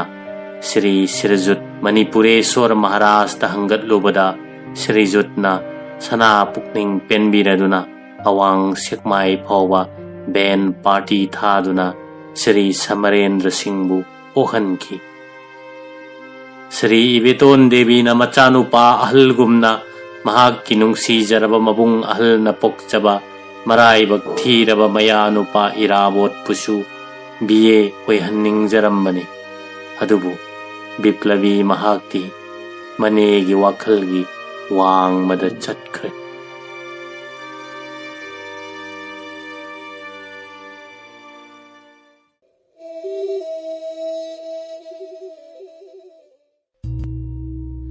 ꯁꯥꯟꯅ ꯈꯣꯠꯅꯕꯒꯤ ꯏꯍꯧꯗ ꯏꯔꯥꯕꯣꯠ꯫ ꯁꯥꯟꯅ ꯈꯣꯠꯅꯕꯒꯤ ꯋꯥꯐꯝ ꯑꯁꯤ ꯃꯈꯜ 2 ꯊꯣꯛꯅ ꯈꯥꯏꯗꯣꯛꯄ ꯌꯥꯏ꯫ ꯑꯍꯥꯟꯕꯗ ꯃꯩꯇꯩ ꯑꯩꯈꯣꯏꯒꯤ ꯃꯩꯍꯧꯔꯣꯜꯗꯒꯤ ꯅꯥꯠꯀꯤ ꯂꯩꯖꯔꯛꯄ ꯃꯔꯨꯑꯣꯏꯕ ꯅꯥꯠꯀꯤ ꯃꯁꯥꯟꯅ ꯎꯃꯪ ꯂꯥꯏ ꯍꯔꯥꯎꯕꯗ ꯑꯍꯟꯂꯣꯟ ꯅꯍꯥꯔꯣꯟ ꯁꯤꯡꯅꯗꯨꯅ ꯁꯥꯟꯅꯕ, ꯄꯅꯥ ꯁꯤꯡꯅꯗꯨꯅ ꯁꯥꯟꯅꯕ ꯑꯁꯤꯅꯆꯤꯡꯕꯁꯤ ꯆꯠꯅꯔꯛꯏ꯫ ꯃꯁꯥꯟꯅ ꯃꯈꯜꯁꯤꯡꯒꯤ ꯃꯅꯨꯡꯗ ꯃꯔꯨꯑꯣꯏꯅ ꯁꯤꯡꯊꯥꯕ ꯌꯥꯕꯗꯤ ꯈꯣꯡ ꯀꯥꯡꯖꯩ, ꯃꯨꯛꯅꯥ ꯂꯝꯖꯦꯟ, ꯌꯨꯕꯤ ꯂꯥꯛꯄꯤ, ꯊꯧꯔꯤ ꯆꯤꯡꯅꯕ, ꯃꯥꯡꯖꯣꯡ, ꯆꯦꯟꯖꯣꯡ, ꯈꯨ ꯐꯩ ꯆꯣꯡꯕ, ꯅꯨꯡꯁꯨꯛ, ꯇꯥ ꯂꯪꯕ ꯑꯃꯁꯨꯡ ꯁꯒꯣꯜ ꯀꯥꯡꯖꯩ ꯑꯁꯤꯅꯆꯤꯡꯕ ꯑꯀꯜ ꯑꯊꯧꯁꯤꯡꯒꯤ ꯃꯁꯥꯟꯅꯁꯤꯡꯅꯤ꯫ ꯑꯇꯣꯞꯄ ꯃꯈꯜꯅ ꯅꯥꯠꯀꯤ ꯐꯤꯖꯦꯠ ꯁꯦꯠ ꯆꯥꯗꯨꯅ ꯐꯤꯖꯦꯠ ꯂꯩꯇꯦꯡꯗꯨꯅ ꯅꯨꯄꯤ ꯅꯨꯄꯥ ꯄꯨꯟꯅ ꯁꯥꯟꯅꯃꯤꯟꯅꯕꯒꯤ ꯃꯅꯨꯡꯗ ꯀꯥꯡ ꯁꯥꯟꯅꯕ ꯍꯥꯏꯕꯁꯤ ꯃꯥꯂꯦꯝ ꯑꯁꯤꯗ ꯇꯣꯉꯥꯟꯅ ꯇꯥꯔꯕ ꯅꯥꯠꯀꯤ ꯑꯔꯦꯝꯕ ꯇꯣꯞ ꯇꯣꯞꯄ ꯃꯁꯥꯟꯅ ꯑꯃꯅꯤ꯫ ꯑꯊꯦꯟ ꯄꯣꯠ ꯁꯦꯝꯅꯗꯨꯅ ꯂꯥꯟꯅꯕ, ꯈꯨꯗꯣꯜ ꯄꯣꯠ ꯄꯤꯅꯗꯨꯅ ꯑꯊꯣꯏ ꯑꯍꯦꯟ ꯇꯥꯟꯅꯗꯨꯅ ꯆꯤꯡ ꯂꯦꯝꯅ ꯁꯥꯟꯅꯕ ꯃꯈꯜꯅꯤ꯫ ꯃꯁꯤ ꯄꯨꯝꯅꯃꯛꯀꯤ ꯃꯊꯛꯇ ꯍꯤꯌꯥꯡ ꯇꯥꯟꯅꯕ ꯍꯥꯏꯕꯁꯤ ꯃꯅꯤꯄꯨꯔ ꯁꯅꯥ ꯂꯩꯕꯥꯛꯀꯤ ꯑꯉꯝ ꯑꯊꯧ ꯐꯝꯅꯥꯏꯕꯁꯤꯡꯅ ꯅꯥꯠꯀꯤ ꯐꯤꯖꯣꯜ ꯅꯤꯡꯈꯝ ꯁꯝꯖꯤ ꯈꯥꯃꯦꯟ ꯆꯠꯄ ꯁꯦꯠꯇꯨꯅ ꯐꯤꯖꯦꯠ ꯂꯩꯇꯦꯡꯗꯨꯅ ꯂꯩꯕꯥꯛ ꯃꯆꯥ ꯃꯤꯌꯥꯝ ꯆꯣꯟꯅ ꯇꯤꯟꯕꯗ ꯇꯥꯟꯅꯍꯤ ꯇꯣꯡꯅꯔꯒ ꯍꯤꯌꯥꯡ ꯇꯥꯟꯅꯕ ꯍꯥꯏꯕꯁꯤ ꯅꯥꯠꯀꯤ ꯑꯊꯣꯏꯕ ꯃꯁꯥꯟꯅꯒꯤ ꯃꯅꯨꯡ ꯆꯟꯕ ꯀꯨꯝꯍꯩ ꯃꯈꯜ ꯑꯃꯅꯤ꯫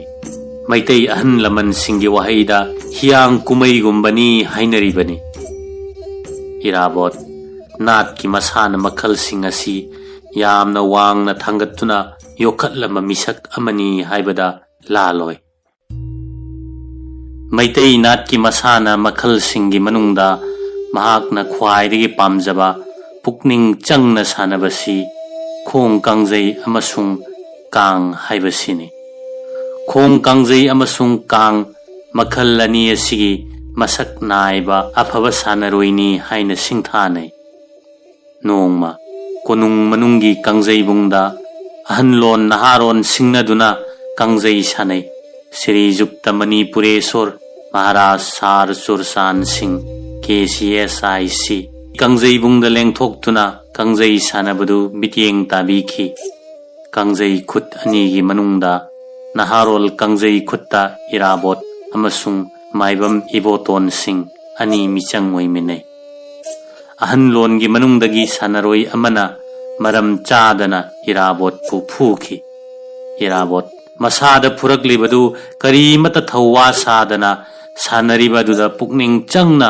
ꯊꯣꯏꯗꯕ ꯌꯥꯗꯦ ꯍꯥꯏꯅ ꯁꯥꯟꯅꯔꯝꯈꯤ꯫ ꯄꯥꯟꯖꯟꯁꯨ ꯊꯣꯏꯈꯤ꯫ ꯃꯩꯇꯩ ꯅꯥꯠꯀꯤ ꯑꯀꯜ ꯑꯊꯧꯁꯤꯡꯒꯤ ꯃꯁꯥꯟꯅꯗ ꯈꯣꯡ ꯀꯥꯡꯖꯩ ꯌꯥꯝꯅ ꯄꯥꯝꯖꯕ ꯑꯐꯕ ꯁꯥꯟꯅꯔꯣꯏ ꯑꯃ ꯑꯣꯏꯔꯛꯈꯤ ꯍꯥꯏꯕꯁꯤ ꯅꯨꯃꯤꯠ ꯑꯗꯨꯗ ꯃꯍꯥꯛꯅ ꯆꯩ ꯆꯥꯔꯕ ꯐꯥꯎꯕ ꯃꯁꯥꯗ ꯑꯁꯥꯎꯕ ꯑꯃꯠꯇ ꯄꯣꯛꯇꯅ ꯏꯪꯅ ꯇꯞꯅ ꯄꯨꯛꯅꯤꯡ ꯆꯪꯅ ꯁꯥꯟꯅꯈꯤꯕ ꯑꯗꯨꯅ ꯃꯌꯦꯛ ꯁꯦꯡꯅ ꯇꯥꯛꯂꯤ꯫ ꯁꯥꯟꯅꯕꯗꯨ ꯂꯣꯏꯔꯒ ꯃꯍꯥꯔꯥꯖꯀꯤ ꯁꯅꯥꯅꯥꯛꯇ ꯆꯪꯗꯨꯅ ꯀꯥꯡꯖꯩ ꯈꯨꯠ ꯑꯅꯤꯃꯛꯅ ꯈꯨꯔꯨꯝꯅꯔꯒ ꯍꯧꯒꯠꯅꯔꯛꯄꯗ ꯃꯍꯥꯔꯥꯖꯅ ꯅꯍꯥꯔꯣꯜ ꯀꯥꯡꯖꯩ ꯈꯨꯠꯇ ꯍꯪꯂꯛꯈꯤ, ꯉꯁꯤꯒꯤ ꯀꯥꯡꯖꯩ ꯁꯥꯟꯅꯕꯁꯤ ꯀꯅꯥꯅ ꯊꯣꯏꯈꯤ? ꯋꯥꯐꯝ ꯑꯁꯤ ꯅꯍꯥꯔꯣꯜ ꯀꯥꯡꯖꯩ ꯈꯨꯠꯅ ꯆꯪꯉꯛꯅꯔꯤꯉꯩꯗ ꯉꯁꯤꯒꯤ ꯁꯥꯟꯅꯕꯁꯤ ꯑꯇꯩ ꯀꯅꯥꯅ ꯊꯣꯏꯕ ꯅꯠꯇꯦ, ꯏꯔꯥꯕꯠꯅ ꯊꯣꯏꯕꯅꯤ꯫ ꯃꯇꯝ ꯑꯗꯨ ꯅꯤꯡꯊꯧꯒꯤ ꯃꯉꯥꯜꯅ ꯐꯜꯂꯤꯉꯩ ꯃꯍꯥꯔꯥꯖꯃꯛꯅ ꯀꯥꯡꯖꯩ ꯈꯨꯠꯀꯤ ꯃꯅꯨꯡꯗ ꯁꯥꯟꯅꯔꯣꯏ ꯑꯃꯅ ꯏꯔꯥꯕꯣꯠꯇ ꯐꯨꯈꯤꯕ ꯑꯗꯨ ꯃꯔꯝ ꯆꯥꯗꯅ ꯏꯔꯥꯕꯣꯠꯅ ꯏꯆꯨꯝ ꯆꯨꯝꯅ ꯐꯨꯕꯤꯈꯤꯕꯅꯤ꯫ ꯀꯅꯥꯒꯨꯝꯕ ꯃꯆꯤꯡ ꯐꯠꯇꯕ ꯁꯥꯟꯅꯔꯣꯏ ꯑꯣꯏꯔꯝꯂꯕꯗꯤ ꯑꯣꯟꯁꯤꯟꯗꯨꯅ ꯐꯨꯅꯔꯒ ꯁꯥꯟꯅꯕ ꯐꯥꯎꯕ ꯇꯣꯛꯂꯝꯕ ꯌꯥꯏ꯫ ꯏꯔꯥꯕꯣꯠꯅ ꯁꯥꯟꯅꯔꯣꯏ ꯑꯃꯒꯤ ꯒꯨꯟ ꯆꯦꯟꯕꯗꯒꯤ ꯃꯁꯥꯗ ꯑꯁꯥꯎꯕ ꯐꯤꯡꯒꯠꯄ ꯑꯃꯠꯇ ꯄꯣꯛꯇꯅ ꯁꯥꯟꯅꯕꯗꯒꯤ ꯄꯥꯟꯖꯟ ꯊꯣꯏꯕꯅꯤ꯫ ꯃꯍꯥꯛ ꯑꯁꯤ ꯑꯊꯣꯏꯕ ꯁꯥꯟꯅꯔꯣꯏ ꯑꯃꯅꯤ ꯍꯥꯏꯅ ꯃꯍꯥꯔꯥꯖꯃꯛꯅ ꯇꯥꯛꯄꯤꯔꯝꯕ ꯋꯥꯍꯩꯅꯤ꯫ ꯏꯔꯥꯕꯣꯠ ꯑꯊꯣꯏꯕ ꯑꯐꯕ ꯀꯥꯡ ꯁꯥꯟꯅꯔꯣꯏ ꯑꯃꯁꯨꯅꯤ꯫ ꯃꯍꯥꯛꯀ ꯃꯤꯆꯪ ꯑꯣꯏꯃꯤꯟꯅꯗꯨꯅ ꯁꯥꯟꯅꯔꯛꯄꯁꯤꯡꯅ ꯉꯁꯤ ꯐꯥꯎꯕ ꯁꯤꯡꯊꯥꯔꯤ꯫ ꯃꯍꯥꯛ ꯁꯦꯛꯐꯩ ꯇꯥꯟꯕꯒꯤ ꯀꯥꯡꯐꯝꯗ ꯁꯥꯟꯅꯩ꯫ ꯏꯔꯥꯕꯣꯠꯅ ꯅꯤꯡꯊꯦꯝ ꯄꯨꯈ꯭ꯔꯤ ꯃꯄꯥꯜꯗ ꯂꯩꯔꯤꯉꯩ ꯃꯇꯝꯗ ꯋꯥꯡꯈꯩ ꯀꯥꯡꯈꯨꯠꯀꯤ ꯁꯦꯛꯐꯩ ꯇꯥꯟꯕꯒꯤ ꯀꯥꯡꯐꯝꯗ ꯁꯥꯟꯅꯩ꯫ ꯃꯇꯝ ꯑꯗꯨꯗ ꯋꯥꯡꯈꯩ ꯀꯥꯡꯈꯨꯠ ꯑꯁꯤ ꯌꯥꯝꯅ ꯃꯃꯤꯡ ꯆꯠꯂꯝꯃꯤ꯫ ꯃꯍꯥꯛꯀꯤ ꯁꯥꯟꯅꯕꯒꯤ ꯁ꯭ꯇꯥꯏꯜ ꯌꯥꯝꯅ ꯐꯖꯩ, ꯃꯤꯅ ꯇꯝꯖꯅꯤꯡꯉꯥꯏ ꯑꯣꯏ꯫ ꯃꯍꯥꯛ ꯌꯥꯎꯅꯦ ꯍꯥꯏꯔꯕꯗꯤ ꯃꯍꯥꯛꯀꯤ ꯈꯨꯠꯀꯥꯞ ꯈꯨꯁꯥꯅ ꯌꯦꯡꯅꯤꯡꯕ ꯚꯥꯕꯣꯛꯁꯤꯡꯅ ꯄꯤꯛ ꯊꯜꯂꯤ ꯍꯥꯏꯅ ꯋꯥꯔꯤꯅꯔꯝꯃꯤ꯫ ꯅꯣꯡꯆꯨꯞꯂꯣꯝꯒꯤ ꯃꯁꯥꯟꯅ ꯃꯅꯤꯄꯨꯔꯗ ꯈꯔ ꯊꯦꯡꯂꯞ ꯆꯪꯂꯛꯈꯤ꯫ Hockey, football, cricket, badminton, volleyball असिनचिंबा सानबगी मखल अनौबनी। हाइरिबा मखलसिंग असि नौना हौदोक्तुना सानबगी लमयानबसिंगी मनुंगदा इराबोतसु अमनी। महाक सानबगी लमदा मखल सुना खंग हैबा अफबा सानरोय अमा ओइरक्खिबा मिसकनी। नोंगचुपलोमगी मसाना मखलसिंग असिदा मतम मदुगी नहारोल सिंगबु लमजिंग लमताक्तुना सानबगी इहौ पुखतखिबा मिसक ओइरमखि। चुमना सानबता नत्तना सानबगी संस्थान लिंखत्तुना मतम सांगना तुंग फावबे लेहौनबा लमजिंग लमताक पिरम्बा मिसकनी। सोक 1992 इंग जून थादा टाउन क्लब लिंखत्लमी। मणिपुर सानबगी संस्थान क्लब टाउन क्लब असिना अहानबनी। मसीगी ममांगदा मणिपुर की सानबगी क्लब अमसुंग टीम मियामगी ओइबा अमत्ता लेरमदे। इराबोत क्लब असिगी फाउंडर मेंबर नि अमसुंग क्लब असिबु लुसिंगदुना सानरखिबा सानरोय अमसुनी। सोक 1993 इंगदा मणिपुरदा अहानबा क्रिकेट टीम लिंखत्खि। इराबोत टीम मसीगी सानरोय अम ओइरम्मी। सोक 1995 इंगदा मणिपुरदा इहान हानबा फुटबॉल अमसुंग हॉकी टूर्नामेंट असम राइफल्स के ग्राउंड सानबा हौखि। इराबोत फुटबॉल अमसुंग हॉकी सानबा याउखि। महाक टेनिस अमसुंग बैडमिंटन गिसु अफबा सानरोय अम ओइरम्मी। महाकना सानबा पाम्बा नहारोल सिंगबु यामना थौगलमी। मतंग असिदा पनबा याय मदुदी सोक 1993 इंगदा Manipur Assam rifles ground hockey tournament तौखि। मतम मदुदा महाक चही 90 सूरे। सरदार पंचायत मेंबर ने कोर्टगी कुमलकपगा पॉपुलर क्लब की अरंग यूनिफॉर्म सेटलगा खोंग्राव अकप सेट खुद हॉकी स्टिक पाइदुना कालीमाई अदोमदगी ग्राउंड मनुंग संगसिलई। मदु उबदा भावोक सिंह इंगक ngakhi मरमदी सानबा यावरिबा सानरोय सिंह अदु सही 14-15 गी मखा ngактani सही 90 सुबा सानरोय असि ग्राउंड ताद्रबनी। चुमनगी नहारोल सिंहबु सानबदा थौगतपा नत्तना अदुबु अंगकपनी सानरोय अमगी सानफम थोकपा चप चाना सानबा ngamamme। बैडमिंटन सानबदसु अथोइबा मसक नाइबा सानरोय अमा ओइरमी हाइबसी राजकुमार मधुरजीत सिंह ना मरिक चुमना वरी लिबिरे। मदुदी राजकुमार असिगी मपाबुंग राजकुमार बीरचंद्र सिंह अमसुंग इराबत अहल अनीना मिचंग ओइमिनबा अदुगा नहारोलदा श्री नोमाइथेम रेवती सिंह अमसुंग राजकुमार मधुरजीत सिंह अनीना मिचंग ओइमिनरगा राजकुमार की संगाई जन्मस्थान सानमिनै। सानबदा अहल अनीबु नहानी हाइदुना करीमता लाक्चबा हेंजिनबा यादे। पांजन मानना पोबा थोइबा नाइनै। असुमना नोंगचुपलोमगी मसाना सिंगदसु football, hockey, cricket, tennis, badminton, volleyball न चिंगबा सिंगी अफबा सानरोय ओइखि। इराबतना सिलहेट की जेल दा लैरिंगैगी वारीनी। महाक जेल दा लैमिनरंबा मृणाल कांति दास गुप्ता कौबा भद्रलोक अमना इराबोत बाबूगा बैडमिंटन सानमिनबदा जेल मनुंग अदुदा लैबा हैरबा मसक नाइबा प्लेयर सिंह अमुक्ता थोइबा ngamde। महाक नता थोइ। महाक की सानबगी स्टाइल असुकी मतिक फजै हाइना सिंथानै। महाक न सानबसी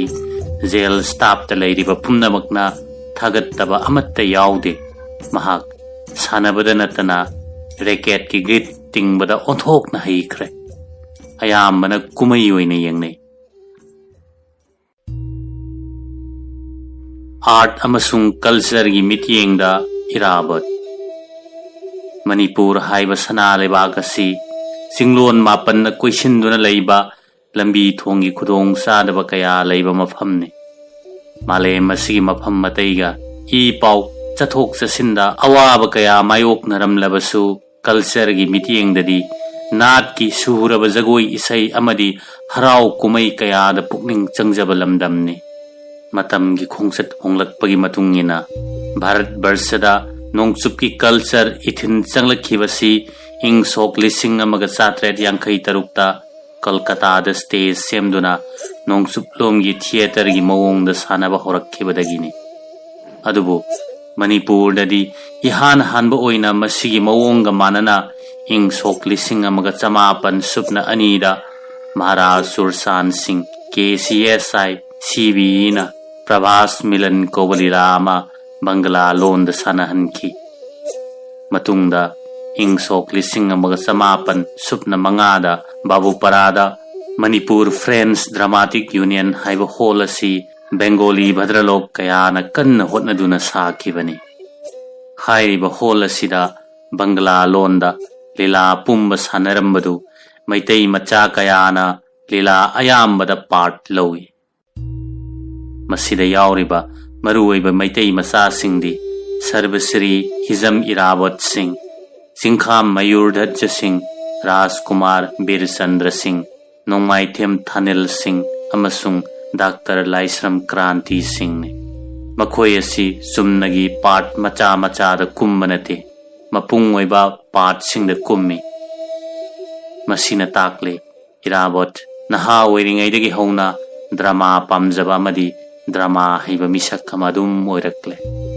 मतम मदुगी लीला पुंबा बंगला लोन दंगाक्ता सानबा मरमना भावोक सिंह मित्येंग अमदा लीला येंगनरमी हाइबदी लीला नुंगाई नुंगाइते हाइबा फावरबसु चुमना मतम मतमगी आर्ट एक्टिंग फजबरा फजदबरा हाइबदुदी कन्न फावब ngamnaramde हाइबा याय अदुना लीला कुमलिबा मीसिंगसु फजैदा हाइबदगी हेना हैख्रेदा हाइबदी कया पन्नरमदे मथंगदा मैतई लोंद लीला सानबा हौरक्लबसु बंगलागी खोंथोक्ता सवोंग सदादा अदुमक सानबना सारिबदु चुसिन्नब्रा नत्रग सुसिन्नदब्रा थोइना मयेक सेंगना खंगनरमदे ममई थंगदा इंग सोक लिसिंग अमगा 1995 एप्रिल 13 श्री श्री गोविंद जी की मांडपता श्री लाइरेन मयुम इबुंगोहल सिंगी नरसिंहा कौवलीला अमा मैतई की चप चाब खोंथोक्ता साजत्ता फिजेत्ता महाराज सुरसान सिंह न सानहनखिबदगी आर्टिस्ट सिंगी मगुन मयेक लाना खंगनबा हौरक्खी हाइरिबा लीला सिदा इराबत मरेबाक निंगबा मचा कुमुत की पार्ट कुमखी मसिदगी महाक ड्रामा चंखोन हाइबा मिसक अमनी हाइबा लेबाक सिन थुंगना ngangnaki मथंगदा महाराज सुरसान सिंह ना बंगला वारी मैतई लोंदा ड्रामा सेमदोक्तुना श्री श्री गोविंद जी की मांडपता सानहनखी लीला अदुदसु इराबोतना संखोना मागी पार्ट कुमखी मतुंगदा या स्कूल दा लेबा श्री ngangbam श्याम किशोर सिंह की ममांग संगोइदा स्टेज सेमलगा सुमांगदना भावोक की फमफम ओइदुना लिंखतखिबा मणिपुर ड्रामाटिक यूनियन दा इहान हान टिकेट लौदुना सानखिबा श्री सोरोक खाइबम ललित सिंह की अरेप मरुप हाइबा लीलादा इरावतना चंद्र सिंह के पार्ट लौखी पार्ट असी अंगप फंगना फजना साखिबा लीला अदुबु ओहोबा भावोक सिंहना ngasi phawba warinari लीला अदुदा रजनीना लुपा चनी पियु हाइदुना तक्लरबदा चंद्र सिंहना लुपा चनी हुजिकपु कदाइदगी लुपा चनी नत्रबदी रजनी खोइदा चंगबा याद्रबा मसी हाइदुना लंबेलदा चटखिबा फिबम खोंथोक काउंगमदना निंगसिंगनरी काउबा याद्रबा वाफम अमना नोंगमा मणिपुरेश्वर महाराज सुरसान सिंहना अरेप मरुप लीलासी सना बित्येंग ताबीगनी हाइना सना याथंग ताकपीरक्लबदा लीला सानगदौबा अयुक्ता अरुब मरम अमोइना मणिपुर ड्रामाटिक यूनियन गी लुचिंगबा सिंगना कुइना खनरबा मतुंगदा राय अमा तानखी मदुदी चंद्र सिंहना रजनी गी युमदा कोइबा चटपा मतम मदुदा मैतई की हौनबी मांगोंदा मोरा अमदा फैजोम कुंजा काउदुना खोंग नामना अतोप खोंग की फैथक्ता थांगतुना सरई असांगबी अमदा हिराक थकपदु श्रीजुत महाराज लेंगसिनलबनिना थौगलोन काइबा थोई अदुना मदु पुमनमक तोक्तुना चुमनता फक अमदा फम्प्रेक्ना फम्बा ताय हाइबसिनी मयामना खनरिबदु इराबोत थोइना याउदे मयामना सिन्नदुगी मथक्ता पनख्रिबदु तारबदा इराबोत फिंगना हौगलगा अदु ओइरबदी आई हुरेल लीला सि याउररोय कनानोमा अईगी पाट चंद्रसिंह से साहलो मसी ताबदा मयाम तुमिन तुमिन लेनख्रे महाकना मखा ताना हैरे लीला हाइबसिदी लीला ने समाज की कल्चर अमदी फिबम न चिंग उत्तुना अफफत्त नैनफमने मधु फावद निंहन्नरबदी आई लीला सि याउजररोय मसी हायरगा फुक हौगत्तुना चटनब थौरांग तौरे नुमित्तुगी नुमिदांग मक सानगदब लीलाने अदुगी मथक्ता लेबाक निंगथौना मिटियेंग ताबीगदौरिबनी करीनो तौगदबा मयाम पुम्नमक अमत्त चिथदना कुमदुना हानगिदु कायदना उत्प यानखी सोदु अदुमक उत्खी मथंगदा मणिपुर ड्रामाटिक यूनियन ना चिंगाखम मयूर दजसिंगी ममांग संगोइद होंगलगा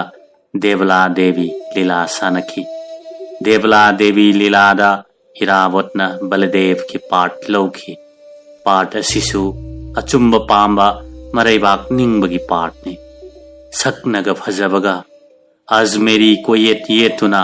अकन अथौगी फिजोल सेटलगा स्टेज तक कुमलकपदी अयेंग भावोक की मिटफम होंग यारमदे मधुगी मथक्ता आर्ट की एक्टिंग दा असुक की मतिक चुसिन्न तौख्रे लीलानी हाइबदु कौहन मंगमखी इराबोत तुंगी पुंसिगी मरी लेनबदा ड्रामा की मतेक खरदंगी खोंगचतसिना कयामुक कल्लब इथिन लाखनखिबा नहा ओइरिङैदगी चेलक्लबा मरैबाक मजातिबु योखत्के खनबा वाखलदो लाइरिक खंगदे ड्रामा खंगदे स्पोर्ट्स खंगदे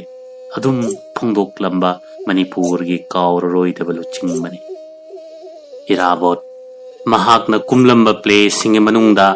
श्री लाइरेन मयुम इबुंगोहल सिंगी नरसिंह प्ले द कुमुत की पार्ट श्री सरोक हाइबम ललित सिंगी अरेप मरुप प्ले द चंद्र सिंह की पार्ट श्री चिंगाखम मयूर ध्वज सिंगी देवला देवी प्ले द मराठा निंगथौ बलदेव सिंह की पार्ट ने हाइरिब प्ले अहुमक से इराबोतना stage play कुमखिदबदगी थुपचिनखी इराबोत Chumna artist नते Manipur की पुआरीदा खुदोन तमलंबा मणिपुर ड्रामाटिक यूनियन की फाउंडर मेंबर ने यूनियन की होल की एम्ब्लेम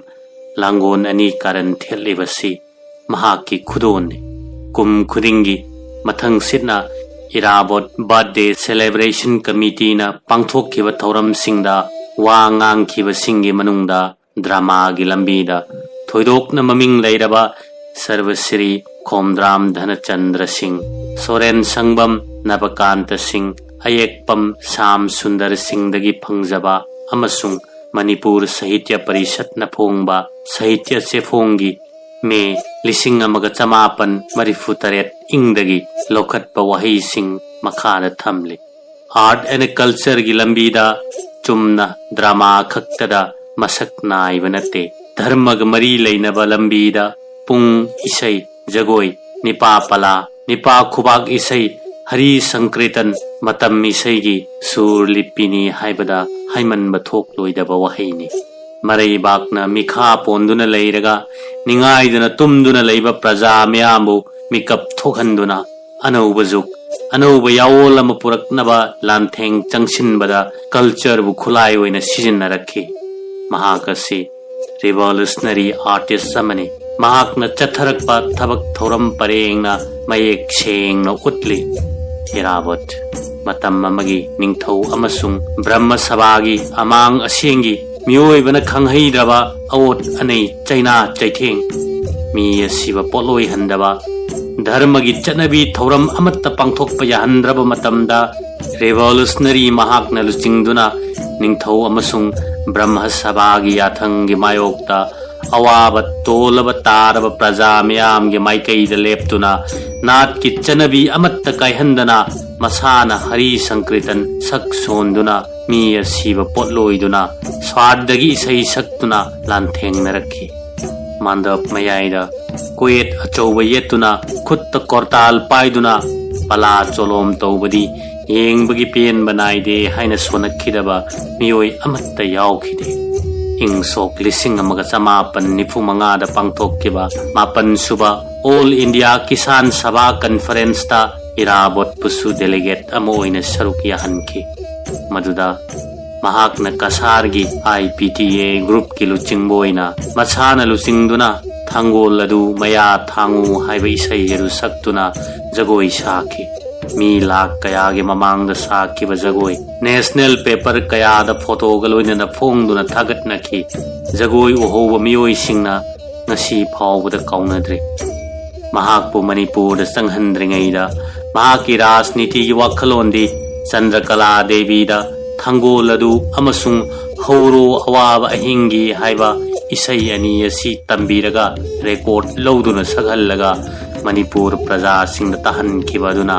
लम्यानबा ओइखि कसार अमसुंग मणिपुरदा कृषक सभा महिला सम्मेलनी वॉलंटियर सिंह सकिबा इसै पुमनमक रिवोल्यूशनरी महाक मसाना इबा अमसुंग सूर पानखिबा ngaktani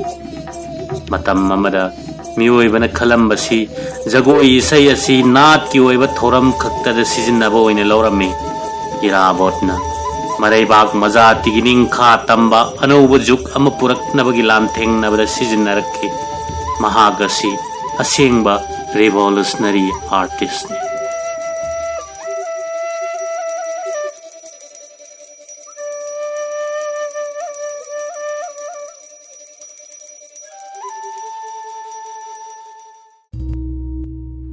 मणिपुरी साहित्यदा इराबोट मणिपुरी साहित्यगी लम्यानबा कवि अमने महाकी मतमदा सिंथानरंबा सैदम सैरेंग कौबा सैरेंग लाइरिक असि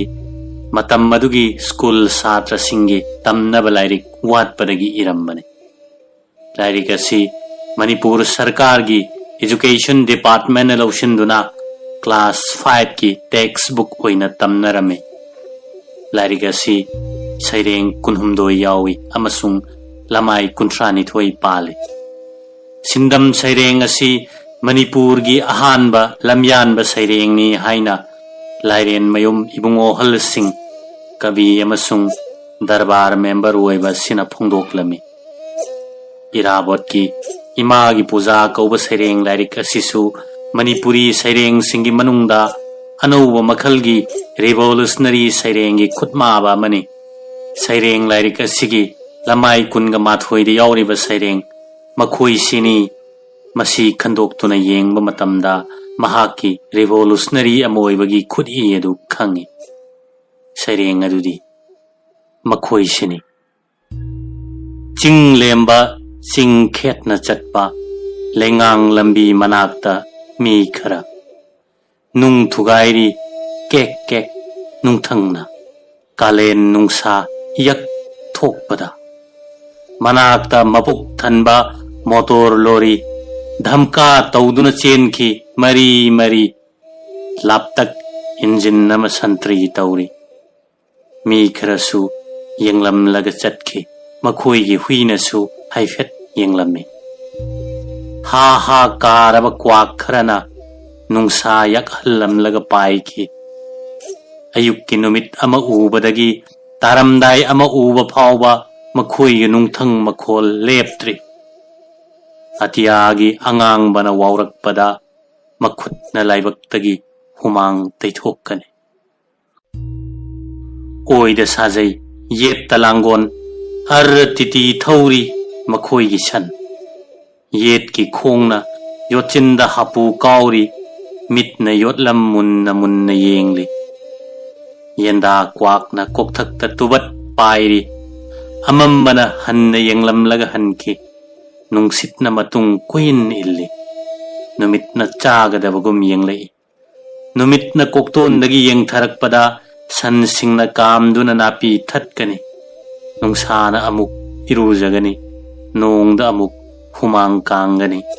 तिनफा ककफई यावोनगनी तुमित कांगना सागोनगनी नुमितना हन्ना येंगलमलगा हनखिबदा मखोंग तिंगथोकनी मांगोंदा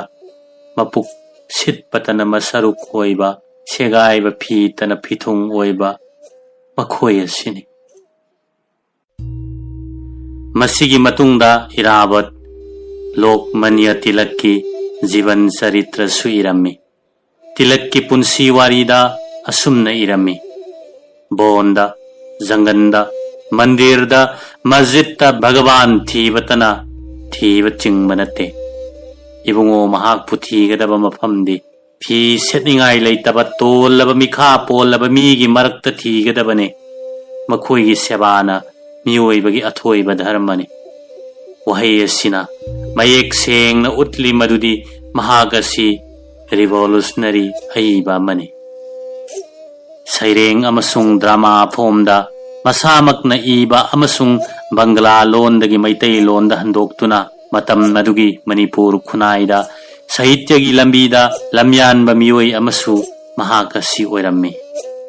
ꯃꯍꯥꯛꯅ ꯏꯔꯝꯕ ꯂꯥꯏꯔꯤꯛꯁꯤꯡ ꯑꯁꯤ ꯐꯣꯡꯂꯕ ꯂꯥꯏꯔꯤꯛꯁꯤꯡ ꯄꯟꯕ ꯌꯥꯕꯗ ꯁꯩꯗꯝ ꯁꯩꯔꯦꯡ, ꯗꯔꯈꯥꯁ ꯑꯃꯁꯨꯡ ꯗꯂꯤꯜ, ꯂꯣꯛꯃꯟꯌ ꯇꯤꯂꯛ, ꯀꯦꯄꯤꯇꯦꯂꯤꯖꯝ, ꯏꯃꯥꯒꯤ ꯄꯨꯖꯥ ꯑꯁꯤꯅꯆꯤꯡꯕꯅꯤ꯫ ꯑꯗꯨꯒ ꯐꯣꯡꯗꯣꯛꯇ꯭ꯔꯤꯕ ꯂꯥꯏꯔꯤꯛꯁꯤꯡꯅ ꯖꯌꯃꯇꯤ, ꯁꯤꯇꯥ, ꯀ꯭ꯔꯤꯁꯅꯀꯥꯟꯇꯒꯤ ꯎꯌꯦꯜ, ꯔꯥꯖꯅꯤꯇꯤ ꯏꯁꯩ ꯑꯁꯤꯅꯆꯤꯡꯕꯅꯤ꯫ ꯏꯔꯥꯕꯠ ꯆꯨꯝꯅꯒꯤ ꯂꯥꯏꯔꯤꯛ ꯏꯕ ꯑꯏꯕ ꯑꯃ ꯑꯣꯏꯕꯇ ꯅꯠꯇꯦ, ꯃꯍꯥꯛꯀꯤ ꯃꯤꯠꯌꯦꯡ ꯑꯁꯤ ꯇꯨꯡꯒꯤ ꯂꯥꯛꯀꯗꯕ ꯃꯤꯔꯣꯜꯒꯤ ꯋꯥꯈꯜꯅ ꯃꯥꯡꯗ ꯊꯝꯂꯒ ꯃꯅꯤꯄꯨꯔꯤ ꯁꯥꯍꯤꯇ꯭ꯌꯒꯤ ꯑꯆꯧꯕ ꯂꯟꯒꯩ ꯑꯃ ꯂꯤꯡꯈꯠꯇꯨꯅ ꯈꯤꯜꯂꯝꯕ, ꯃꯇꯝ ꯑꯗꯨꯒꯤ ꯃꯅꯤꯄꯨꯔ ꯁꯥꯍꯤꯇ꯭ꯌ ꯄ꯭ꯔꯦꯃꯤꯁꯤꯡꯒ ꯄꯨꯟꯁꯤꯟꯅꯔꯒ इहान हानबो ओइना इंग सोक 1935गी मे थागी तारीख 23 श्रीजुक्ता अंगौब सिंह मेंबर न सभापति ओइदुना मणिपुर की तुंगी निंगसिंग निंगाई ओइबा मिफम फमखि खनखिबा वाफमदि साहित्य सम्मेलनी अमलिंग खत्पा इमारोल चौखत हनबा असिना सिंगबनी मिफम मदुदा खनखिबा वाफमगी मतुंगिना इंग सोक 1935गी जून 19 पांगथोखिबा मीटिंग दा ममिंग थोंदुना लिंखतखि श्री हिजम इराबत सिंहना सेक्रेटरी ओइदुना ममारोन नुंगसिबा मियोई खरगा लोइनना थबक पुबा हौखि परिषद असिगी अहानबा थबक पुबा मियोई सिंगे मनुंगदा सर्वश्री माइबम नवदीप सिंह ख्वाइराकपम चावब सिंह सोरो खाइबम ललित सिंह हिजम अंगांगहल सिंह अमसुंग नोंमई कापम गोपाल सिंह ने परिषद असिगी जनरल सेक्रेटरी हिजम इराबतना मथंग सिन्ना थंगना थंगना इंग सोक 1953 19 फाउबा अनि सुबा अभिवेशन अमसुंग अहुम सुबा अभिवेशन फाउबा ओइरमखि असिगुम्बा तुंगदा लाकदबा मिरोलगिदमक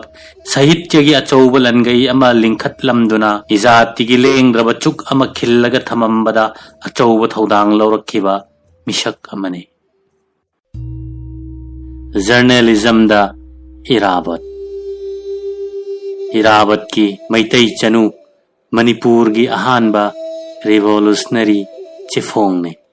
चेफोंग अदु पुथोकनबगी थौरांग चंगसिलकपदा बंगला लोंदा कोलकाता दा फोंगबा प्रवासी पत्रिका चेफोंग महाकी मरुप मपांग सिंगी मफमदा उत्तुना मणिपुरी ऐखोईगी मैगजीन न सिंगबा चेफोंग फोंगनबगी वाखन अमसुंग पुकनिंग सिंगसिलमखि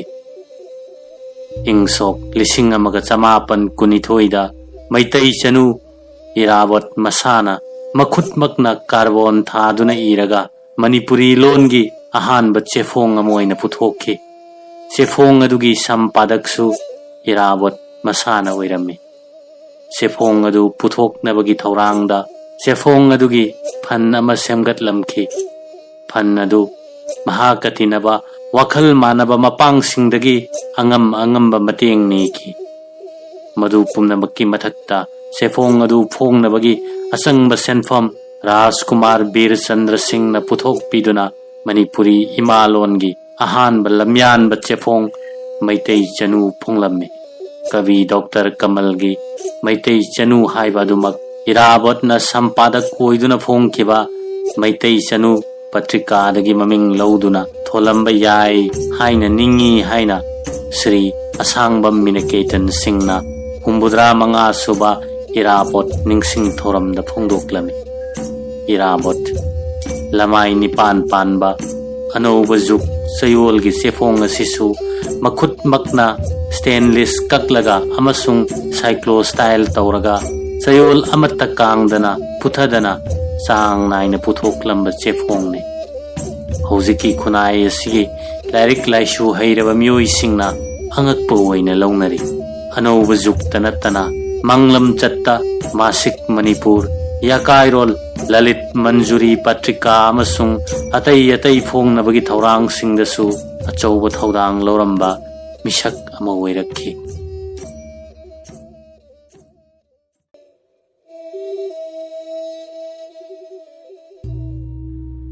मणिपुर निंगथौ पानब लेबाक अमा ओइरे अदुबु ब्रिटिश साम्राज्यवाद मणिपुर असि लोई चल्लब मतुंगदगिदि मखोइन मखुत चाब मियोई खल्लगा मणिपुर की निंगथौ महाराज ओइना हापलम्मे सोक 1954 सुप्न निपानदगी महाराज सुरसान सिंहना मणिपुर की शासन की चुकली पाइरक्खि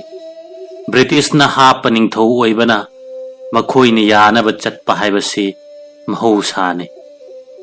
निंखा तमलिंगै मतमदा पालंब निंगथौदी प्रजाबु यामना कीना चलमे करीगुंबा लेबाकी ओइबा चटनलोन नमक खन्नरक्पा मतमदा प्रजाना करी हाइबगे हाइबसि लेबाकी अंगम अथौसिंगा मुन्ना ताना तिक्नदुना खन्नरमे निंगथौनी ngami हाइदुना लेबाक प्रजाना यानिंगदबा पामदबा चटनलोन अमत्ता सेमदुना चनहलमदे मरमदी प्रजाना यानिंगद्रबदी लान हौरक्तुना निंगथौगी मफम इराय लाइना सिंदोकपा ngamame मिखा पोलब मतुंगदा महाराज सुरचान सिंहदी ब्रिटिश न हाप निंगथौनिना ब्रिटिश ने लौथोके मनिंग लेहन्निंगे मनिंग शक्ति पुमनमक ब्रिटिश की मखुत्ता लेख्रे मरम असिना हाप लौथोकपा ngamliba angambadुगी यानब चटपा हाइबसि महौसाने निंखा तमलिंगै निंगथौदी प्रजाबु कीना चटनरंबदु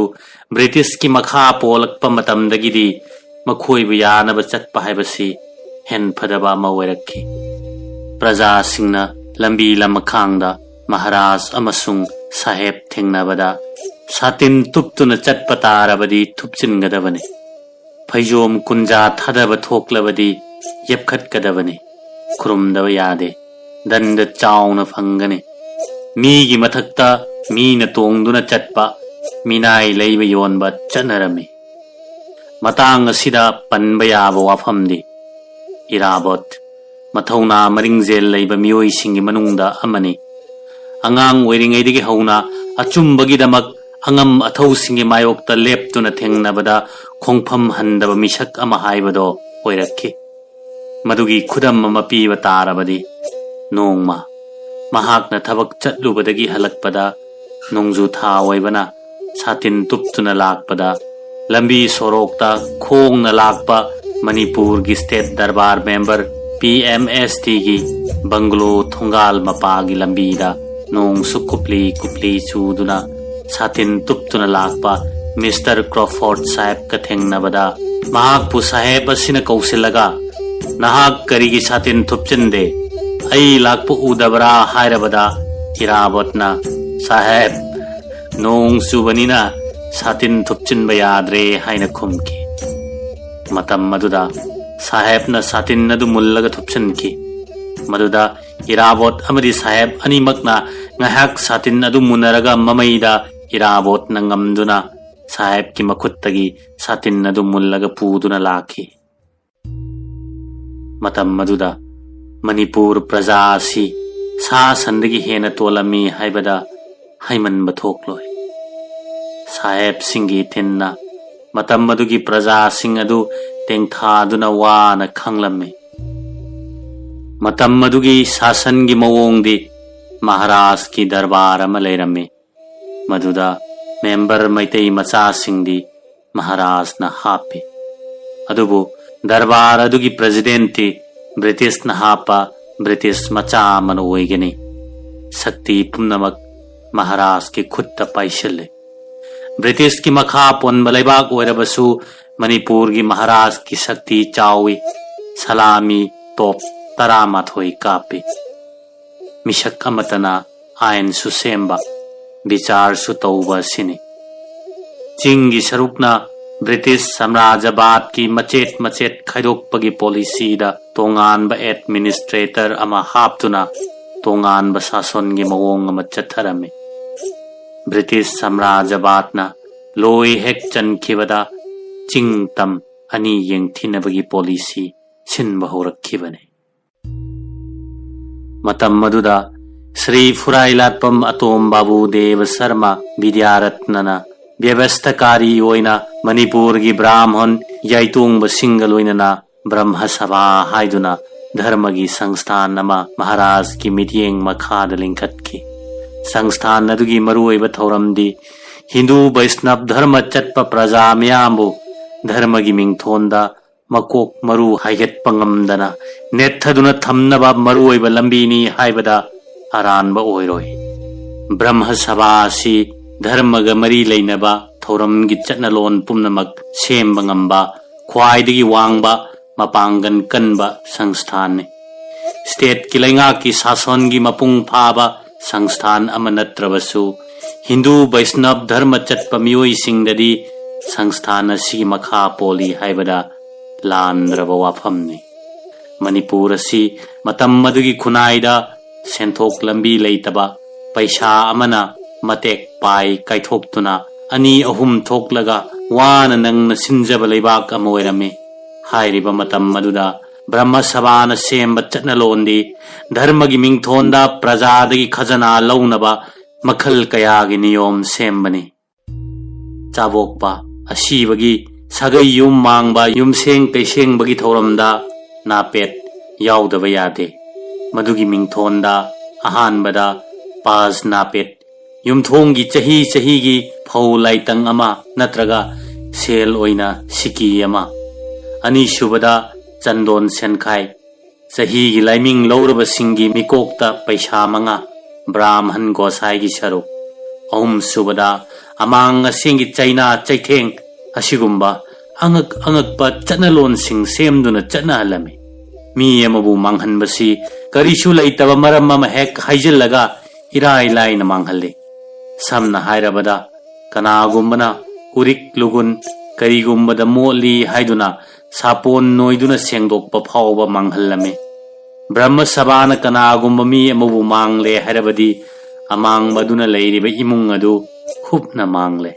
लेकाय नत्रगा खुंगंग सिंग करिगुम्बदा चंगथोक चंगसिन तौरबदी लेकाय नत्रगा खुंगंग अदुसु हुपना मांगहले अमांगबदु प्रायचित तौबदा लुपा मरिफु सिकी पाई मापल मांगलिबदुना ब्रह्म सभादा पीरगा सेंगोई प्रायचित की सेनफम असी पुथोकपा ngamdaba इमुंगदी मी सिरबा फावबा पोलोय हंदे मतम मदुगी असेंगबा लेंगाकलोनगी सक्तमदी ब्रह्म सभाना हिंदू वैष्णव धर्म चटलिबा Meitei सिंगी अहोबा मुन्न खंगी मदुदी Meitei सिंगदी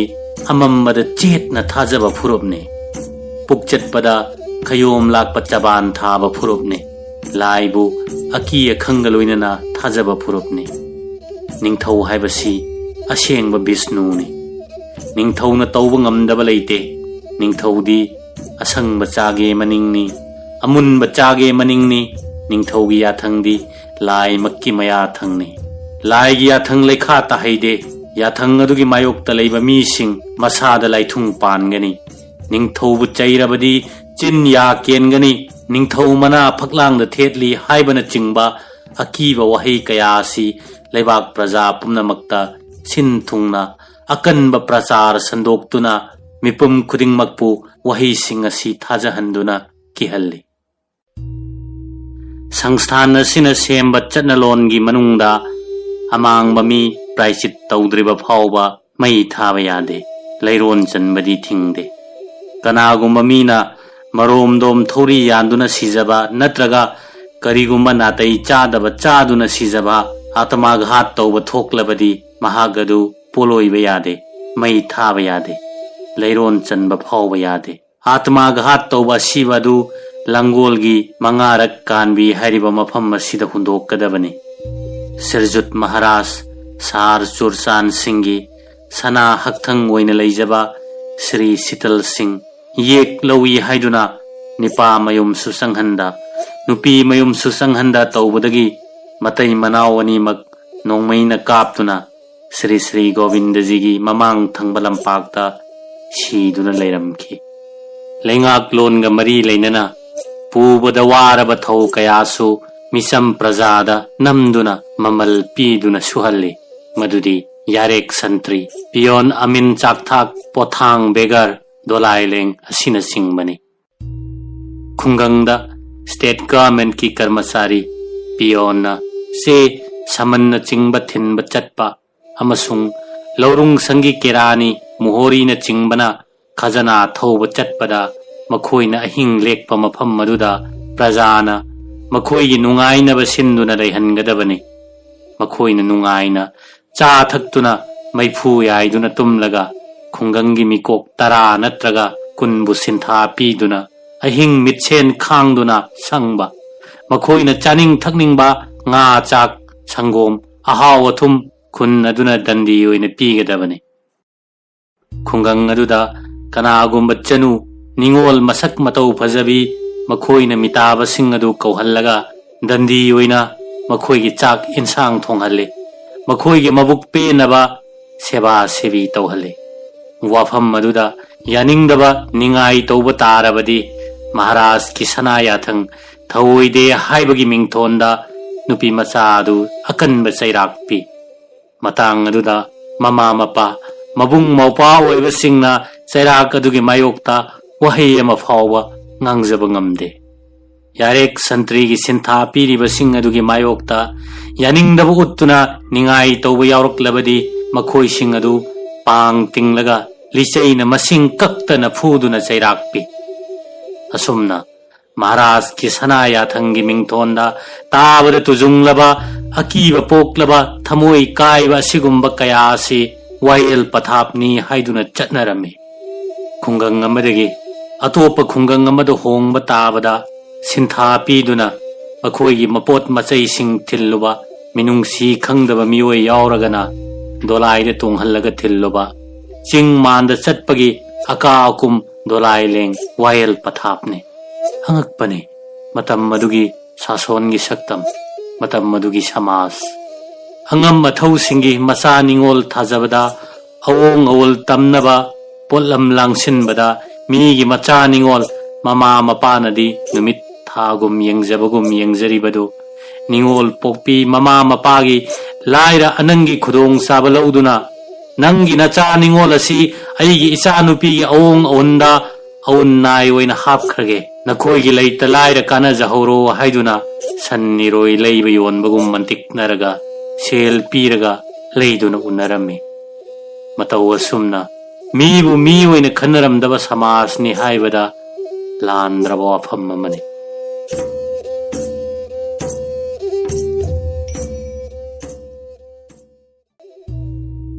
Irabat Social worker Amoina Polaki Haibasi Mahaki Punsigi Chatharakpa Tabak Thoram Singna Mayek Sheng Utli Manipurda Anuba Ohongba Kunai Ama Semgat Nabagi Taurang Changsilak Pamatamda Lairik Haiba Yam Namaruni Haibasi Mahaki Achet Pathajabani Matam Madugi Praja Singh Imphalgi Mayol Kharada Anuba Education Gi Mangal Khazik Panglabasu Manipur Sin Thungna Hozik Lairiba Kunai Sigi Saktam Oirambanate Samna Hairabada Manipur Gi Wangma Apan Lebak Talaikiba Mari Mata Marup Mapang Singna Chithi Tharakpa Matamda Pabina Baleramde Thara Iba Chithi Adu Kari Pau Oirigadage Haibasi Khangning Mahusani Pau Adu Khangning Bagi Langtak Naraba Singna Arapa Khungang Singdagi Chengjen Galoinana Chithi Adu Puraga Akhang Ahi Sing Thiraga Pahaluna Bagi Damak Imphal da Haigat Naraktuna Ahing Yarek Tuna Leiraga Pahanaramba Matam Moirami Matawa Sumna Mit Uragasu Udabaga Chap Manaba Yamna Ton Hingba Kunai Edugi Saktam Moirami Hairiba Matam Masi Lairik Tamning Labasu Tampam School Leramde Tambina Boza Leramde Lebaki Konung Impala Si Paubada Akak Naba Kuts Primary Dagi Pass Torak Pasatra Singdagi Nifudang Kangatlaga Johnstone School the Ming Chanduna Tamba Panghalami Ming Chanba Pangaudaba Atay Satra Naharol Singh tamningba kaya kangawnaduna leliba saktam madu ubada school ama lingkhatnabagi thoranggi lamyanba Shri Rajkumar Birchandra Singh na chairman oiraga Irabot Shri Irom Chandra Singh amasung Shri Gokul Chandran Singh baga loinana committee ama semduna Mother Club haina mingthonduna lingkhatki club adugi thoramgi maruoiba thabakti lairik tamningba naharol singbu school lingkhattuna tamhanbani club ki member sing awa ana khangduna masagi oijaba thadoktuna school na phibam chadriba phawba tolop loduna satra naharol singbu lairik tambirami Irabot masamak oja oiduna satra naharol singbu lairik tambibada achouba thodang lorami oja oibada thoidok hendok na matik magun leiba satra singbu lairik haihaningbagi wakhal na mangda thamlaga tambiba mioi oirami mahaki satra singi manungda Mr. A. Daiho ex-advisor to Finance Minister Shri Leimapokpam Guni Singh ex-commissioner of Imphal Municipal Board na singba thoidok na singthana bayai hairiba mother club aduda metric phawba satra singbu tambiduna metric thahanki anauba ahongba khunai ama puraknaba thorangda education na mangjin thana chali hauzik matamgi Churchan Higher Secondary School asi Mother Club na hudokhibadagi samtharakhibani matam madugi khunai aduda nupi lairik tambasi yamna hangoinarami onthokpani minok chawbu khunai ni nupi lairik haihanbagi lambida Irabot na chawbu thodang loduna matam madugi khunai da yumthong khuding lairik tamba yaba leisabi macha singbu lairik tamhannabagi damak mama mapa singda lairik haihanningbagi wakhal pukning chingsinbaga loinana ningol singbu school tharaknaba achouba campaign ama changsilame matam madugi khunaida nupi sing lairik tambabu tinsit maisit narambadu Irabot ki wel kanba lamjing aduna tapna nupi macha sing lairik tamba horakhi matawa sumna nupi macha sing nong magi mahiroi singi masing yam khalaklami amasung madugi matungina nupi macha sing tagi oiba tongan ba school ama lingkhattuna lairik haihannabagi damak achouba thodang ama lorakhiba miyoini lairik tambatanatana nupi oibagi chatnalon chat imung manungi senpham phisalon sana singba khutsa haibagi thabakta takpi tambiduna lamjing birama misak ama suoirakhi khunai aduda nupi na lairik tambadi lairadana nupamakna tambada khanaramba matam aduda mahakna nupi lairik tambagi wasi kanna taksinduna iramme Engrezi scholar amana iramba one educated mother is worth 100 mother haiba pauzel simyam da sandoklami mahakna hai nupa tabu lairik tambigadabani nupi di lairik tambiba yade haihanba chumde haibasi Veda Shastra amatta su leiramgani ningde yamna chukti leiba wane mahakna iramliba sing asi paruraga Irabot taseng namak matam madugi educationist humanist amasung moralist amagi chap chaba magun chenba nupa amani hainingi matawa sumna matam madugi khunai aduda lairik haihanbagi mangalama nupi nupa khaktana pibiramba lamjing lamba lamyanba Irabot ni mahakna education gi maramda mahakki hobadagi punsigi aroiba phawba miyamga hen phadana mipum khudingmak lairik laisu haibagi lamjingda atat akham naidana chingshellame Manipur da natana Kha Nongpok Asia gi laibak miyam amasung khungangi laumi marakta lairik haibagi compulsory education gi kholao lokhattuna Manipur gi atai mafam khudingda Sangstan lingkhattuna laumi marakta Krisik Sabha lingkhattuna khungang khuding makta Krisik Sabha gi volunteer amatang bulairabadi mafam maduda school lingkhattuna lairik tambiba haibasi mahakki sinpham oirami chumnagi school lingkhatlaga su tokte chhatra khombagi achouba campaign khungangi angang singi mama mapa singda changduna macha singbu lairik haihanningbagi pukning chingsanba oja singi tolo pinaba school gi fan semgattuna achouba ihau ama changsilame school sangsaba school gi furniture lainabagi honaba asina singbagi thabak sing asiga loinana adult education की मतंगदा चयोल अमगी मनुंगदा नोंगमदा पुंग मरीदंग तमनबा नुपा नुपी खाक्तना lyric तंबगी अचौब खोंजंग कया चंगसिंदुना अचौब मायोल पुरकनबगी लंबीदा education हाइबसी असुक्की मतिक मरुवै हाइबसी इरावत नमियाम द खंगहनिंगबा वखलोनी चुमनगी मणिपुर दत नते कसार अमसुंग कबू लेबाकता मैतै ताब लमदम खुंगंग खुदिंगी मियाम मरक्तसु लाइरिक तंबा हाइबसी असुक्की मतिक मरुवै हाइबसी अचौब कैंपेन चंगसिंदुना मियाम द खंगहनखे मसीदसु नत्तना मणिपुर अमसुंग मपान लेबाकता मणिपुरी इमालोन लाइरिक तंबा हुदोकलमलिबा सिसु जननेता सिनानी असिगुमलबा चिल्लबा थौगाई मरक असिदा इराबत महौसा लाइरेंबिगी चेल मतुंगिना मयुम मकई पानबगी लंबीदा चंगसिल्लमे सना लेबाक मणिपुर की मणिपुरेश्वर महाराज सार सुरसान सिंह की पोकमिन्नब मयाम बुंगतोन श्री राजकुमार चंद्रहास की मजाइबे महल श्रीमती राजकुमारी खोमदोन सना देवी बुलुहोंगदुना पुंसिगी लोइनबी ओइखी ममाक इबुंगो हाइबा मिंगथोल फंगखी ममाक इबुंगो अमगी मगुन मतम मदुगी मिसम प्रजा अमना ममांग तुबत चटपा ngamnaramdaba asukki matik achauwa sang ama oibagi asukki matik ikai khumnabagi wanglaba thakta leiramba kunaini mamag ibungo ama oibagi ikai khumnaba du ngakpo oina Manipureshwar Maharajna mahakpu Manipur State Sadar Panchayat member haptuna lebak angam mathaugi thakta leihenki फौजदारी अमसुंग देवानी कया ओइने लेबा पिसारपति की फंबईदा फमदुना लेबाक के अचुम मरान की वायन तौबा यावरमखी इराबत की थागी तौलब लुपा कुंथ्रा अमदी लौचा परी कुन मंगाने खजना थीदना चारमी मसीगी मथक्ता मजाइबे मगी अउन लौ पंचायत मेंबर अमदी मजाइबे मगी मनाई मसल कयागी थौगन तौदुना पालम्मी इराबत नोंगमदी मीन मिथा नबीरमदबा पितत पातत पमचा मागिने हाइबदा लौरी युमफम मयुम मकई असेंगबा लेजदबा पलेफम खंगदबा पुंसी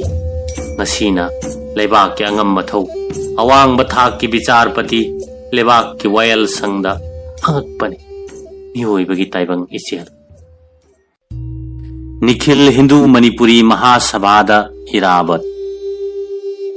मियोइबना युम मसागे हाइन खलकपदा अहान ममक्तदा सागदौरिबा युम मदुगी ड्राइंग चंगदबा मचाक मपोट मचई मांगजौनना लांगसिनदुना थंबा हाइबसी मरुइबा थबकनी हाइन लौई लान अमा थेंगनबा तारबदी लानमी सेमगतपा खुसुकुलाई लांगसिनबा मिचंग खोमबा हाइबसी हेन फद्रबा तौदबा याद्रबा थबकनी इराबत महाकी राजनीति की वाखलदी मीग मानबा खेनबा थमदबा इनौ नौबा अवनबा खुनाई सोशलिस्ट सोसाइटी अमा सेमगतुना निंखा तम मणिपुर अमा ओयहनबा हाइबसी महाकी अमत्ता ngairaba lambini महाकी वाखलोन नसी नोंग मनिनीदा हुमनीदा था अमदा चही अमदा हेक्ता ओइगने हाइबसी अंगांग ओइरिङैदि हौना थाजबा ngamlakte निंखा तंबा अनौबा यावोल अमा पुरक्कदौरिबसी कनाननो मसा मतोमता हंगजखिबा वाहंगने अहानबा मक्तदा महाकी अचेत पथाजबा थमलिबसी लेबाक प्रजा मियामदनी मियाम गलोइनना पुक्सेन अमत्ता ओइना लान चंगमिन्नरगा पुरक्कदबनी हाइबा वाफम सिनी वाफम मसिगी खुदम खरा पन्बा तारबदी महाकी पुंसिदा थेंगनखिबा थौदोकसिंगी मनुंगदा इंग सोक लिसिंग अमगा चमापन सुपना मरीदा मणिपुर की अहान मनुपी लान मथंगदा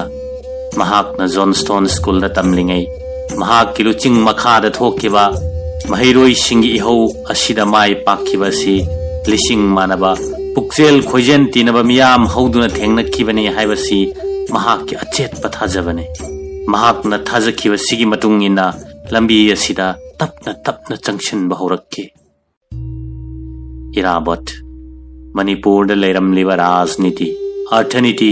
समाज की फिवम अमसुंग समाज सक्तम मदुदा राजनीति दो लिंखत्पा हाइबसी इराई लाइन लौरमदे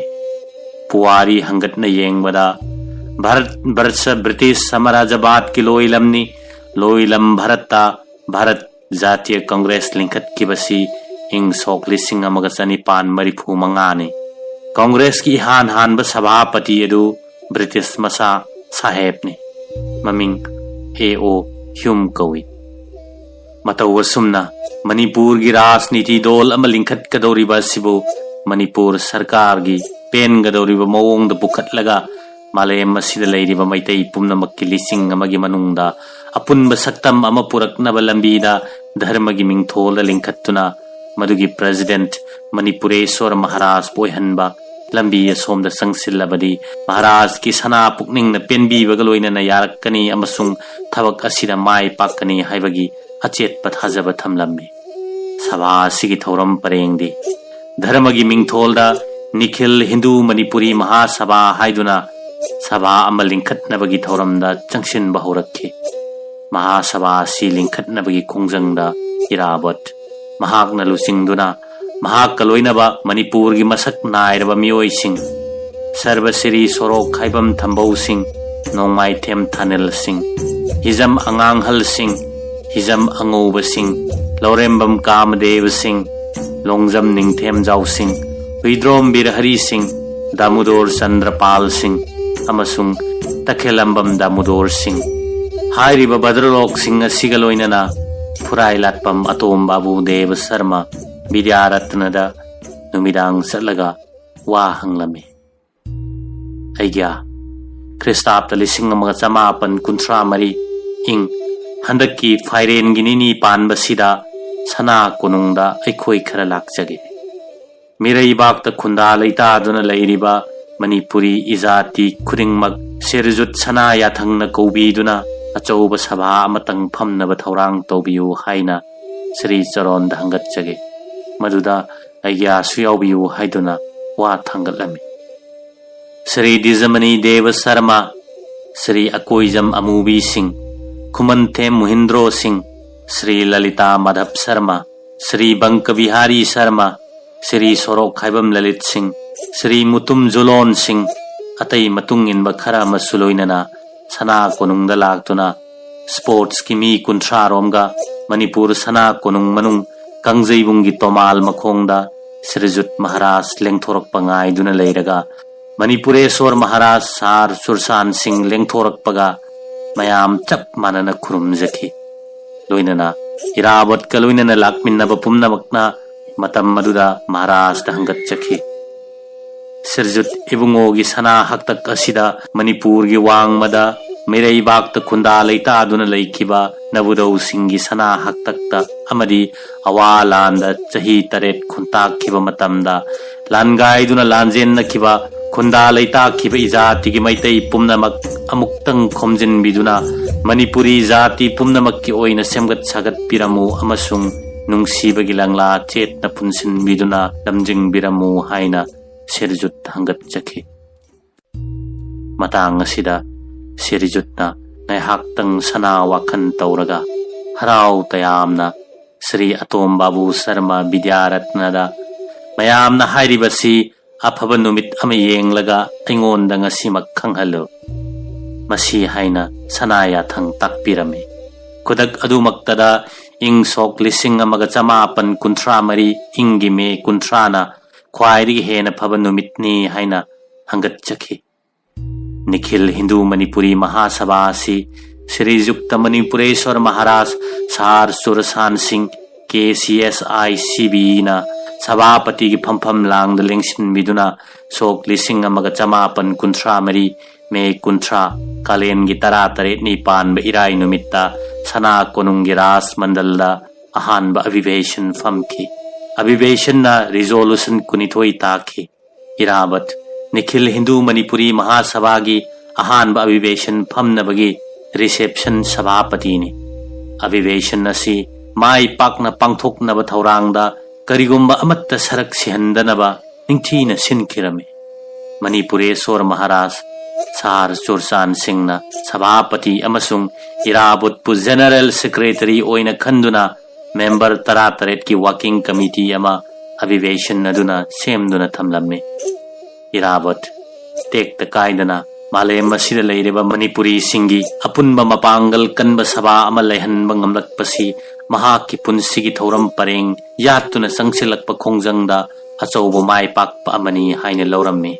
महासभा सिना मतम मदुगी धर्मगी मिंगदा ओतलम नैरंबा लाइरबा प्रजा मियामदा अवाब चैथेंग पिरंबा पोकपदगी अवाब पोटलुम कोकथोंग पुदुना लाकपा मिपुम खुदिंगमक खरत ओइरबसु तपना तपना कोखनबा ngamgani हाइबसी महाकी अचेतपा थाजबनी मतौ असुमना मालेम मसिदा लैरिबा हिंदू मणिपुरी पुनमकना यावबा याबा धर्म संस्थान अमगी मिंगथोलदा निखिल हिंदू मणिपुरी महासभा हाइना कौरगा इरावत की लमजिंग मखादा मपांगल कनबा अचौबा राजनीति दौल अमलिंखतकी महासभा सिना मणिपुरदा राजनीति दौल अहानबनी मणिपुर की अहानबा मपांगल कनबा राजनीति दौल अमा इरावत नलुचिंगदुना लिंखतले हाइबदा लांद्रे निखिल हिंदू मणिपुरी महासभा की थौरम परेंगी मरुओइबदी मालेम मसिदा लैरिबा मणिपुरी मैतै पुमनमकपु खोंगुल लीरगा लिपुन अमत ओइना पुनसिंदुना मरा चेतपा मपांगन कनबा जाति फुरुप अमा निंखा तमना लैबने थौरम मसिगी मतुंगिना मणिपुर की मपानदा मिरैबाकता मणिपुरी सिंगना खुंदा लैतादुना लैबा मफम सिंगदा चत्तुना महासभा फमलुनबा थौरांग पाइखतलमी निखिल मणिपुरी महासभा की अनिशुभ अभिवेशन असम प्रदेश की कसार जिला की सिलसर तरापुरदा इंग सोक 1993 जनवरी 13 फाउबा चिंग लेमना यामना माई पाकना पांगथोखी अहुम सुबा निखिल मणिपुरी महासभा की अभिवेशन ब्रह्मा लेबाकी मंडले शहरदा इंग सोक 1993 की फेब्रुआरी 19 मार्च 2 फाउबा माई पाकना पांगथोखी मतौ असुमना मिरैबाकता चतुना निखिल हिंदू मणिपुरी महासभा की अभिवेशन फमलुरबा मतुंगदा मालेम मसिदा लैरिबा मणिपुरी पुनमक्की खोंगुल लीबा लोइदुना मणिपुरी जाति असि मरा चेतपा पांगल सेंबा लोइरे हाइना इराबोतना लौखी निखिल हिंदू मणिपुरी महासभा असि राजनीति दौल अमोइना सोंगथोकपासी मतांग सारे मतिक चाना मपांगन कल्ले हाइना रिवोल्यूशनरी असिना चेतपा थाजबा मथमलम्मे महासभा लिंखत्रिंगै ममांगदगी हौना महाकी अनिंगबा अमगी लंबीदा चंगसिलक्पा वॉलंटरी ऑर्गेनाइजेशन पुमनमक्का महासभागा मरी यामना फजना थमदुना तेंगबांगनरगा लाई महासभाना युमफम ओइबा वॉलंटरी मार्च ऑर्गेनाइजेशन सिंग अदुदी छात्र सिंगी स्काउट सेवा समिति मणिपुर प्रजा मंडल मणिपुरी प्रजा सम्मेलनी मणिपुर कृषक सभा मणिपुर प्रजा संघ मणिपुर महिला सम्मेलनी मणिपुर छात्र सम्मेलनी Manipuri Sahitya Parishad Manipur dramatic union Manipur town club Imphal reading club Manipur primary teachers association Manipur students federation all Manipur youth league Manipur communist party अमसुंग रेड कार्टनी असिदा नतना असेट पथाजब मरुप ऑर्गेनाइजेशन की मनुंगदा Tangkhullong Kuki national assembly Kabui association Khulmi union Mizo union अमसुंग मैतै फुरुप असिना चिंगबनी येंगदौबदी ऑर्गेनाइजेशन सिंग असि नोंग मनिनीदा हेक्ता लिंखत्खिबा नत्ते सिनफमगा चानबा वॉलंटरी ऑर्गेनाइजेशन अमसुंग पेंदबना थल्लबा प्रजा मियामना पालिबा सरकार अदुगी मायोक्ता हौबा इहौ चंगसिलक्पा मतमदा इहौ मनुंगदा लिंखत्खिबा ऑर्गेनाइजेशन गाक्तने मतम अमसुंग मफम चाना इहौ सागत्पा ऑर्गेनाइजेशन लिंखत्पदा थोइदोकना हईसिंगबा रिवोल्यूशनरी अमनी निखिल हिंदू मणिपुरी महासभाना राजनीति दौल ओइरबा मतुंग फावबदा रिवोल्यूशनरी महाकना लिंखलक्पा अमसुंग मरी थमलक्पा ऑर्गेनाइजेशन मयाम असिना महाकना चंगसिलक्पा लांजंग खुदिंगमक्ता रिवोल्यूशनरी लानमी अमगी थौदांग लौदुना चकमिन्नरक्खि मरुप मपांग ओइना अमसुंग चेतना लोइनरक्पा ट्राइबल ऑर्गेनाइजेशन चिंगबा पुमनमक इराबोत की मतुंगना लेप्तुना यक्नबगी मायोक्ता लैतुम अमतंग खुल्लगा लंगबा यावरक्खि हाइबदा हाइमनबा थोक्त्रबा वाहैनी मतांग असिदा पनबा याय मदुदी निखिल हिंदू मणिपुरी महासभा असि इरावत की लमजिंगदा राजनीति की लंबीदा तपना खोंदाबा हौबगा लोइनना नाकन सोमदना भारत सिनबा थुंगना महात्मा गांधी की लमजिंग मखादा थुमखोंग आंदोलन बर्राली सत्याग्रह आंदोलन असहयोग आंदोलन स्वादेशी आंदोलन चिंब मखल कया के आंदोलन भारत सिंब थुंगना होरखी महात्मा गांधी की अहिंसा आंदोलन नतना ब्रिटिश सरकार की मथक्ता खुलाई पाइदुना मूवमेंट सागलखिबा भगत सिंह खुदीराम की लमजिंग मखादा पंजाब अमसुंग बेंगोल चिंबा भारत की मफम कयादा खुलाई पाइबगी लालहौ हौरखी हौरइबा लालहौ अदु नमथनबगिदमक्ता ब्रिटिश साम्राज्यवादना भारत मचा लिसिंग लिसिंग खुजिंग ओइदुना फारगा विचार तौदना जेल थाजिनखी भगत सिंह खुदीराम चिंबा फारसी तौदुना हाथख्रे आंदोलन मतेंग पांगी हाइदुना सरकारी कर्मचारी मसिंग लांगमदना थबक्तगी लौथोख्रे आंदोलन नमथनबा ब्रिटिश साम्राज्यवादना अकनब रिप्रेशन लौरखी जलियांवाला बागता ब्रिटिश लानमी की मकोक जनरल डायरना प्रजा मियाम की मीटिंग अमदा मार्शल लॉ डिक्लेयर तौदुना नोंगमई अमसुंग मेचिन गन कापतुना मियोई मसिंग खंगदना हाथख्रे अदुबु निंग तंबगिदमक्ता होरक्लिबा इहौ अदुबदी नमथब ngamखिदे अहोइना दुम अचाक पमैदा घी हैजनबगुम थोखि मतम असिदा इराबोट निंगहन्नब तौदना अनाइलंगी फिजोल गांधी टुपी उपलगा विप्लवी स्लोगान बंदे मातरम लाउदुना स्वादेशी आंदोलन दा खोंदारक्ले मणिपुर दसु बिलाती पोट सिजनदनबा इरैबा की पोट सिजनबगी अकनब आंदोलन विप्लवी महाकी लमजिंग मखादा चंगसिलखि इराबोट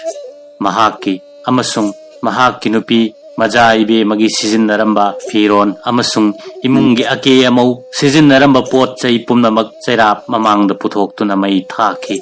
मतम मदुदा मणिपुर असुमना तौबसी महाक मथंदने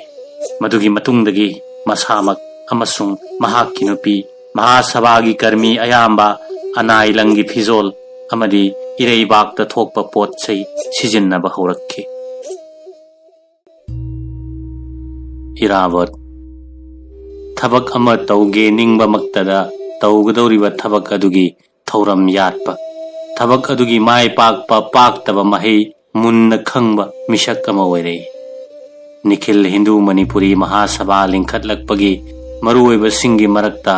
हिंदू धर्मगी मिंगथोलदा पालिबा निंगथौ शासनगी मनुंगदा ब्रह्म सभाना ओट नैरिबा सि मरु फुक्तोक्तुना मालेम मसिदा लैरिबा मणिपुरी जाति पुमनमक पुनसिंदुना मणिपुरी जाति की मपांगल सेम्बा मथंगदा राजनीति दोल अमा चोंगथोक्तुना निंखा तंबगी लांथेंगनबा थौरम परेंग सिगी मतुंगिना लिंखटखिबने महासभा लिंखलक्पा नुमित्तगी थेंगनरक्लिबा अवोट अनेगी मनुंगदा मथंग मनाव नायना सेमदोक्लक्पा सिंगी मनुंगदा अहानबदा मणिपुर कायबा याबा मवोंगदा सुरमा भेली द लैरिबा मैतै विष्णु प्रिया अनिमक्ता नुंगाई तब वही गवर्नमेंट पीबा मेमोरेंडम न चिंग लौथोउ हाइना वारेप तारंबा अनीसुबदा मणिपुरी पुमनमक यूनिवर्सिटी ने रिकॉग्नाइज तौरिबा मणिपुरी लोल स्कूल की वर्निकुलर ओइना तंबगी वाफम अहुम सुबदा मणिपुरी सिंगना अतोपा जाति की लुहोंगबदा अथिंगबा थमदबा मरी सुबदा ब्राह्मण सिंगना मैतै नुपी लौरगा मखुत चाबीदबा महागना पोक्पा मचा चागिन खोमिन यादबा करिगुम खाइनरगना मपामगी चफू चाबा यादबा अतोपा मैतै अमदा अमुक मयुम पानबा यादबा असिना चिंबा कया मायोकने मैतै नुपी अमना मपामदा हलक्तुना लैबा थोक्लबदी महागदु मैतै निंगोल ओइना लौगनी मणिपुरी सिंगना नन मणिपुरी निंगोल लौदुना नत्रगा मणिपुरी निंगोल अमना अतोपा नन मणिपुरीदा मयुम पानबसिंग जात तारे हैना इंथोक्तुना थंबीरंबा पुमनमक सेंगदोक्तुना लौखटलमे ब्रह्मादा लैबा मणिपुरी अवा निंगोल लौदुना जात ताखिबा नत्रगा मणिपुरी निंगोल अवादा मयुम पानखिदुना जात तारे हैबा मणिपुरी समाजतगी इंथोक्लंबा पुमनमक महासभाना लौखटलमे इराबतना निखिल हिंदू मणिपुरी महासभा ब्रह्मा मंडले की अहुम सुबा अभिवेशनदा सहकारी सभापति श्रीयुक्त इरावत सिंह की अभिभाषणदा थोइदोकना थमोई कायना तेंगथारमे मदुदी ब्रह्मदेश लेरिबा मणिपुरी सिंगना इजाति थादोक्तुना चटखिबा मणिपुरी पुम्नमक इजाति दा अमुक हलकनबगिदमक थमोई शोकना पिल तौरमे ब्रह्मादा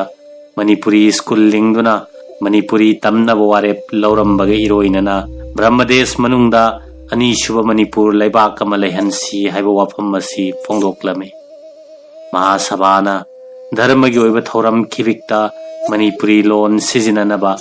मणिपुरी इसै सक सोनबगी अकन वारेप लौरमे मणिपुरी अइखोई ब्राह्मण गी लबुक ओइरुबा अरान बनी हाइबा वाफम फोंदोक्लमे हाइबदी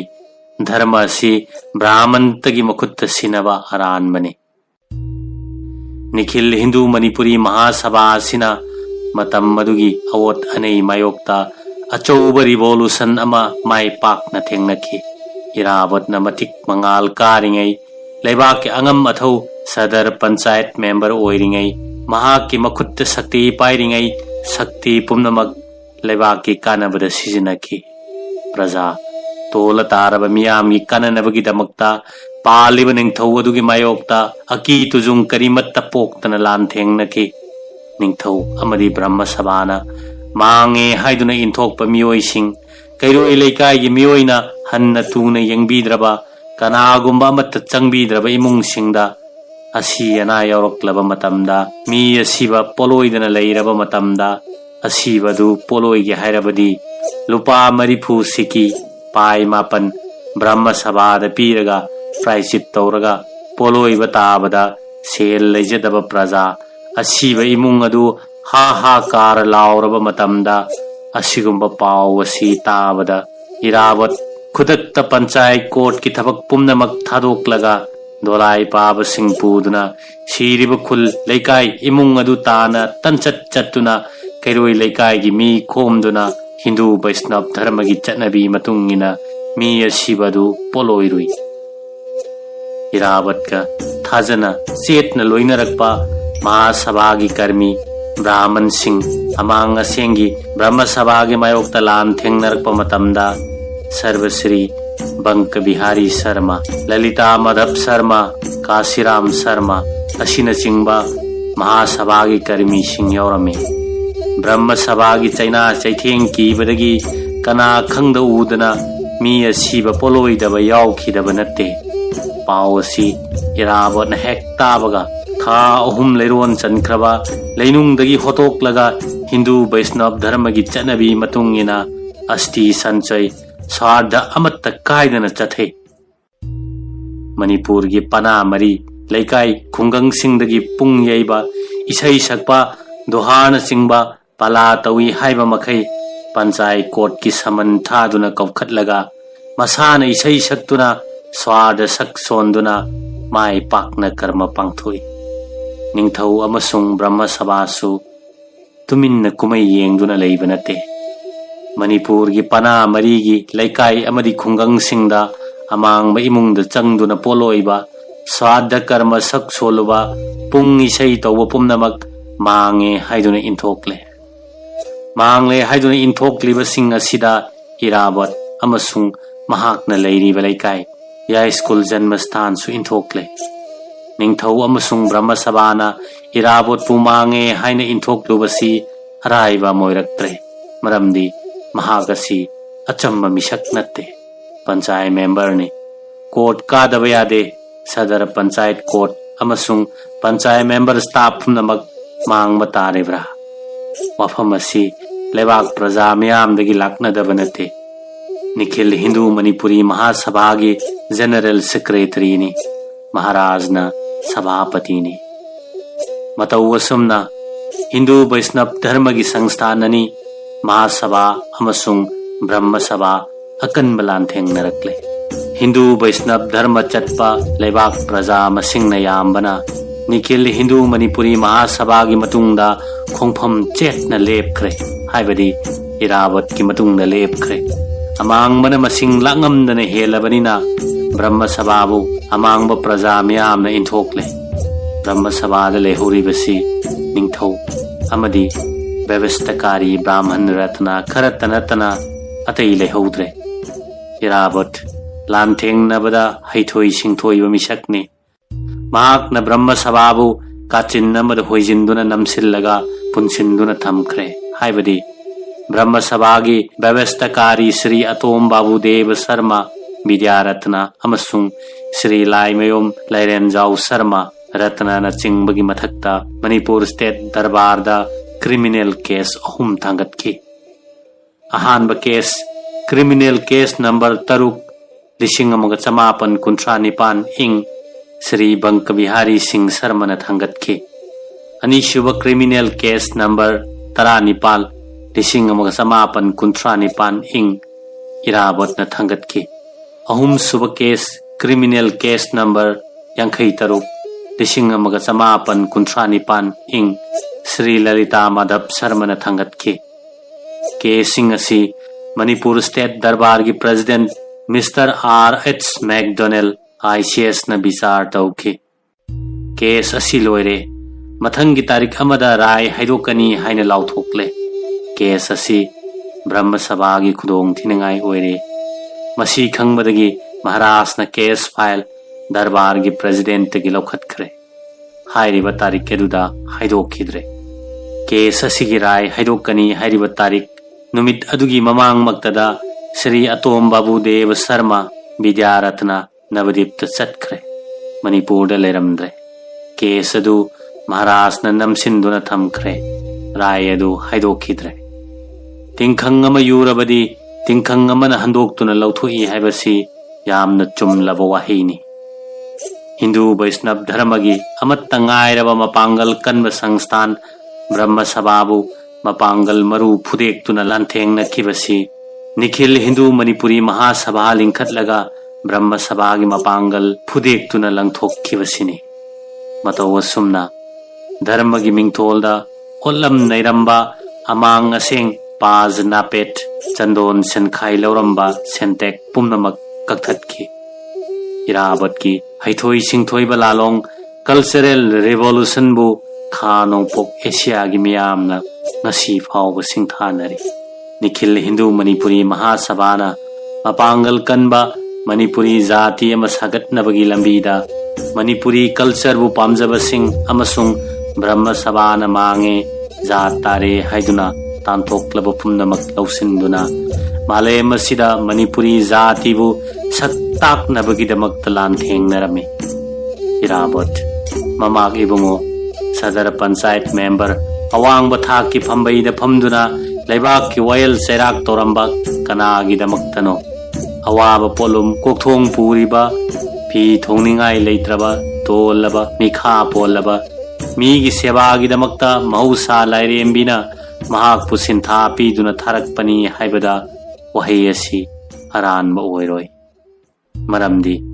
महाकना सिजनबा ngamba शक्ति पुमनमक सिजनदुना धर्म की मिंगथोन नैहतलंब पुमनमक मरु फुक्तोक्तुना लौथोक्के मसागी ओइजब तान ममिशक मोइरमलबदी फुरा दलान मनाई मसल खोंगनेट कार गाड़ी न लेतेंगदुना पान मंगम मिशक अमनी महाक पंचायत मेंबर ओइरिंगै लाइरब तोलब तारब लौमी की मथक्ता लौपू लौयाम चाबसिंगना ngami matagum ot nairaga case तौसनबीदुना अवाब पीनब थौरांग चंगसिलक्पसिंगदुदा लांजद्रब तोलब लौमीसिंगबु कनबीनब महाकना फिरेप लौखि ख्वाइदगी मरु ओइरिबदी महाकि लौचा मजाइबे मगी ओन लौसिंग उबा लौमी लाइरब सिंगना सही अमगी लौसानी हाइदुना पीरिबा खरना पंगपेन द पेंजब मिशक अम ओइरिबदुने इराबत थबक वाना नोमलंबदगी ngaihaktang pothabasi angang singa sanabana oiki mahakasi angang bu thoidok hendokna luna tawba misak ama oirami panchai court ki compound lampakta court ki thabak subada waraba matamda ngaihaktang pothabasi angang na telanga paiba yawba angang singa uraubi tanaduna sanaba chaite court pi sanaba lamjen tanaba asina singba masana singa sina महाकी पोथाब ओइजे अनंग मैमुंग यांगांग सिंगबु मफी Marol थोनबीबा lyric तमनिंगबा तंबा ngमदबा सिंगदा lyric चे kolam pencil लैबीबा फी हुनबीबा अंगांग सिंगबु अफबा पौताक पीबा lyric तंबदा पुकनिंग चंगहनबा ꯑꯉꯥꯡꯁꯤꯡꯕꯨ ꯑꯊꯨꯝ ꯑꯍꯥꯎ ꯄꯤꯖꯗꯨꯅ ꯂꯥꯏꯔꯤꯛ ꯇꯝꯃꯨ ꯍꯥꯏꯅ ꯊꯦꯝꯕ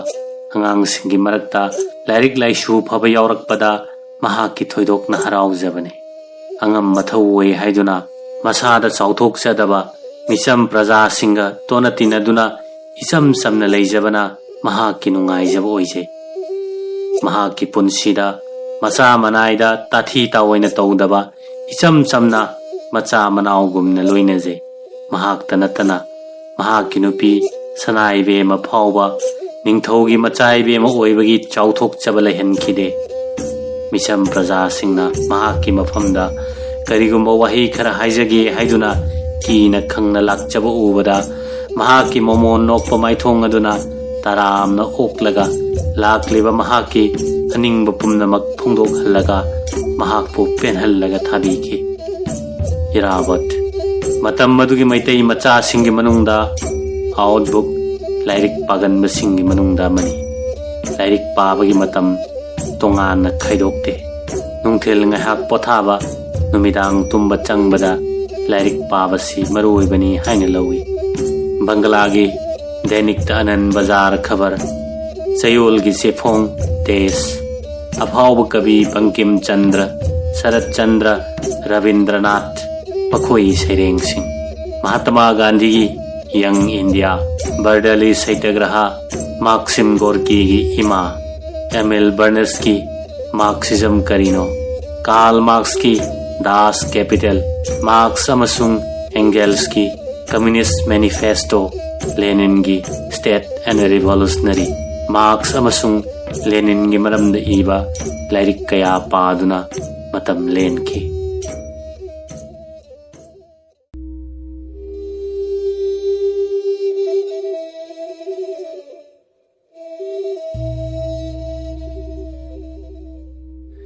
निखिल हिंदू मणिपुरी महासभाना राजनीति दौल ओइरक्पा इंगसोक लिसिंग अमग चमापन कुंथ्रा निपान की दिसंबर कुनमापन अमसुंग कुंथ्रादा निखिल हिंदू मणिपुरी महासभा की मरी सुबा विवेचन मणिपुर की चिंगा लंपाक फमखे महासभा की अहानबा अनिसुबा अमसुंग अहुम सुबा अविवेचन फावबा मणिपुरेश्वर महाराज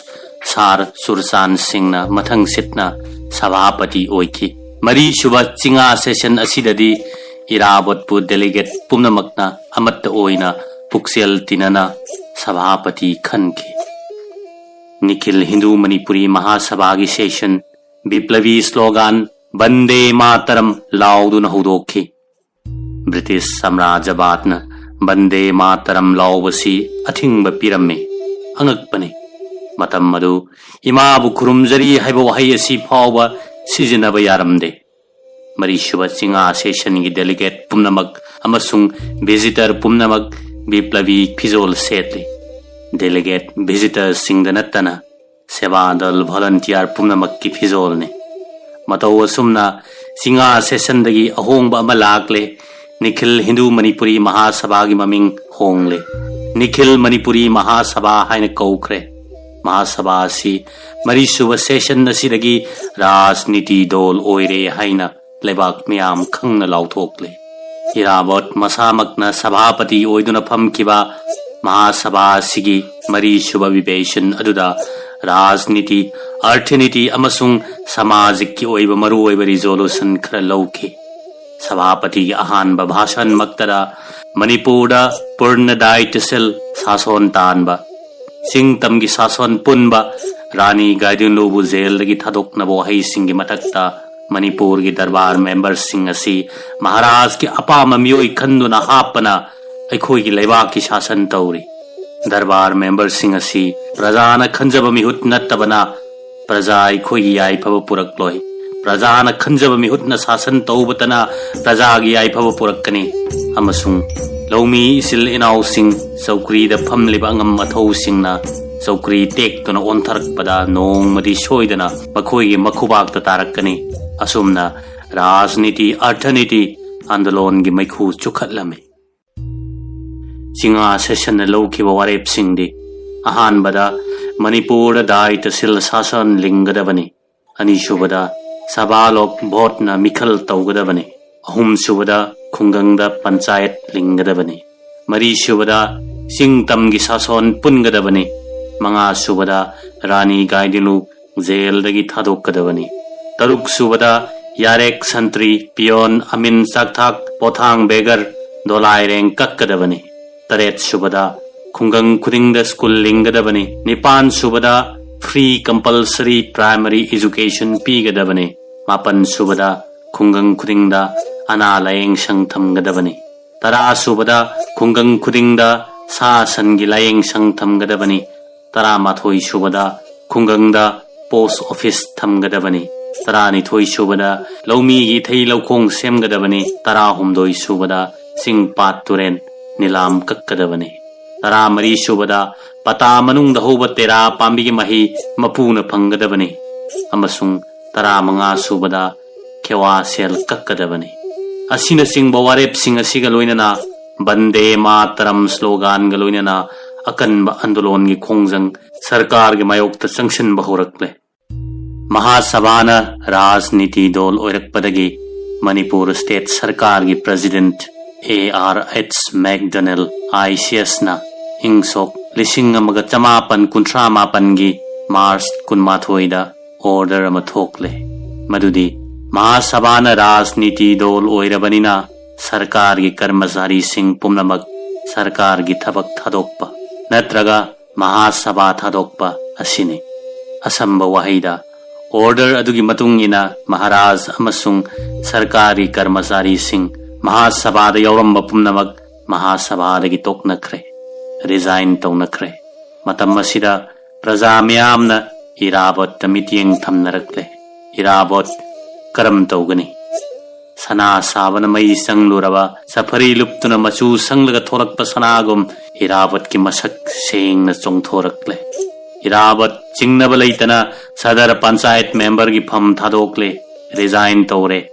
मेंबर की फम थादोकपग लोइनना तोलोब अमसुंग लौसा पुमनमक थादोखरे महाकी नुपी मजाइबे मगी कुदोंगसाब फंगजरंबा निंगथौग मरी लेनरंबा ओइजा ओइथक पुमनमक महाराज तक कथोखरे इराबतना मेंबर की फम थादोकपा सिदा मणिपुर प्रजा पुमनमकना अंगकपा अकीबा अमसुंग महाकपु हेना नुंगसीबा पोकनखे मतम मदुदा इराबत की मरुप महासभा की कर्मी श्री एलांगबम तोमपोक सिंह लौरुंग संगी केरानी फमदगी रिजाइन तौदुना इराबत की मतुंगी लखी इराबत पंचायत मेंबर की फम थादोकपद नत्तना संसार सिदा मियोइबगी अपांबा कलक मिहौबा नापल काबा असाउबा मसागी ओइजबा पुमनमक पुमथा थादोकतुना अनौब मपोक अमद पोखरे महाकी नुपीबु मसल अमद लोइनबगुम लोइनखरे महाकी नुपीना नुंगाइगदबा अपांब लंबीद चटखिबा महाकी नुंगाइनब सिनबीबा नत्तना कलक मिहौ पोखिद्रे अंगकपा मपोक अम तानखरे ngarang da lebak ki angam atho oiramba ngasina achamba praja moine lenkhre matam madugi angam mathau singna mahak wakhal yaudaba mi amani haina lawrabasu tol taraba misam praja singna mahak pulai pokni juk ki avatarni haiduna mipum khringmak na sonaki irabat rajniti gi lobukta tum bachaba khangdana changshellakle nongmada pung ahum dagi hena tum khidre चिंग मान खुंगंग कया चत्तुना लौमी सिंगी चिंजाक चादुना खांगलकले लौमी मरक्त चंगदुना लौमी की आंदोलन सागत पहुरखरे इंगसोक लिसिंग अमग चमापन कुंथ्रा तरुक्ता निखिल मणिपुरी महासभा की मसा अमा ओइना लौमी की अवात अपा मेंखत्तुना लौ सिंगुब चौखत्नबगी लमजिंग पीनबा इरावत की लमजिंग मखादा कृषिक सम्मेलनी हाइन मिंग तोंदुना कृषिक सभा लिंखत्खी सभादुगी सभापति श्री सलाम हेरानंद सिंह पंचायत मेंबर अमसुंग सेक्रेटरीना श्री माइमोम मधु मंगोल सिंह नवैरमी मणिपुर असि फ्यूडल इकोनॉमी नि इंडस्ट्री लेते सेल लाखफम असि लौफमदगी नत्तना अतोप लंबीदगी लाखनिंगाई लेते प्रजा की सेंथोक लंबी असि यामना खुरमी स्टेट की ओइना आय लाखनिंगाई असि लौगी मथक्ता फॉरेस्ट फी साबी खरा असी पनबा याय हैंडलूम असी होम इंडस्ट्री अमा ओइना मणिपुर की नुपी सिंगी लेमजनिंगाई ओइरबा सिनफमने मसिदगी सेंथोक खरा खरा फंगलिबा सी पनबा याय लौफमदगी पोथोक्ति फौना मपुंगनि युम अमसुंग इंखोल कोइबना चिंगबदगी लाकपा सिदी सिंथाबा याबा आइ नते मणिपुर लेरिबा मी सिंगी चादा मरिफुतरादी लौ सिंगु तौबा कांगलुपनि लौमी कांगलुप सिंगना मपुनसी चुप्पा कांग तुमित मरक्ता लेखोम लेनांग तैदुना अहिंग नुंगथिल खाक्तना चादा थक्ता मखै नोमबदा चाक चरा अनि सुना पुक थन्ना चाजबा फंगजदे खुदै थुंगदबा सेतुना पुखम तेंगोट अकाइबदा चाक इंसांग हापतुना चारगा पुनसी लेली मपुनसी चुप्पा सरू सयांग टेक्पा मखै उजबा लौफम अदुगी थोकपा फौ अदु लौमी अदुना चाबा फंगजदे महाराज महारानी निंगथेम नुबी सिंह महाराज की मरी मता फमनाइबा अचौ असंग लौयाम चाबा सिंगी कईदा फौ मयाम अदु चही खुदिंगी कई चोना चोना पुखत्तुना हैरमे लौमी सिंगना वार नंगलबा मतमदा फौयाम पैरिबा महाजोनदगी मसाना उजदुना लोखिबा फौ मसाना हैजरुबा कई अदुदगी फौ सिंग अदु फौदोई कारगा अमुक पुजरगा चारी लौयाम चाबा महाजोन सिंगना लौमीदगी लौखत्पा मतमदा लौसाल संबाई अचौबदा लौई पुथोकपा मतमदा मचादा पुथोई संबाई लिखाई लाइतंग फौदोई लौरगा पुथोई असुमना लौयाम चाबा महाजोन सिंगना थादोक थाजिन सानदुना लौमी सिंगबु मिनाई सिंगदा चलमे लौमी सिंगी मरक्ता चामदा मरिफु मरौ लैजदबा ओई लौयाम चाबा महाजोनदगी सालगा ओई लौसाल फौबोत तरानिथोई तंबगी चनबी ओइना लैरमलबसु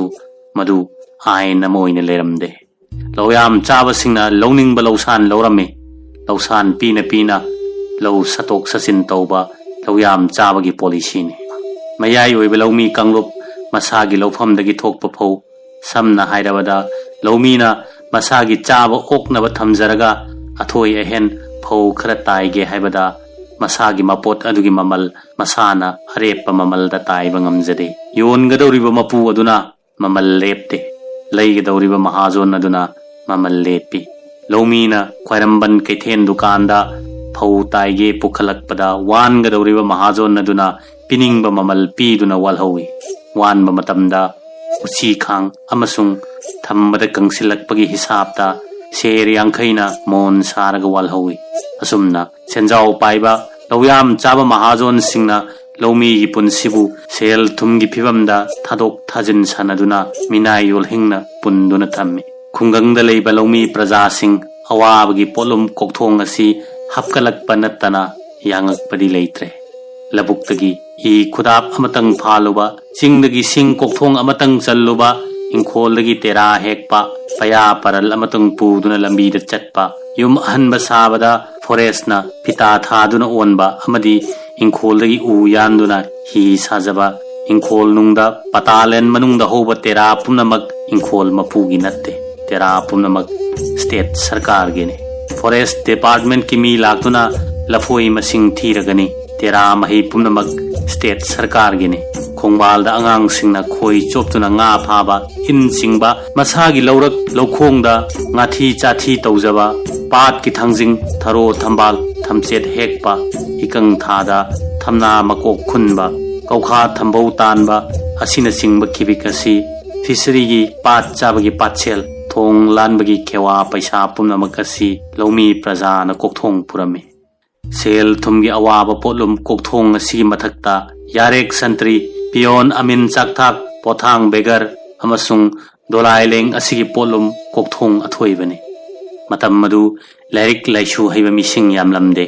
कोर्ट की समोन लाकपा नत्रगा लंगफैदगी चिठी पिरकपा पाबीनबा लेरमदे खुंगंगी लम खरा एलपी स्कूल लेरमबा नतना मफम अयामबदा स्कूल लेरमदे मणिपुर की ओइना हाइबा तारबदा कॉलेज अमतंग लिंगनबा महाराजदा हंगलुबा मतमदा लाइरिक हैरगा अइबु उसित्ते हाइदुना याखिदे मैट्रिक परीक्षा थाबदा मपानदा चत्तुना थारमे मतम मधुगी मणिपुर की सक्तम मधुदा कृषिक सभाना लौखलकपा स्लोगान सिंगदे यारेक संतरी पियोन अमिन चाकथाक पोथांग बेगर दोलाइलेंग कथलु फॉरेस्ट टोल स्टेशन लौथु खुंगंगी चिंग पीगदबनी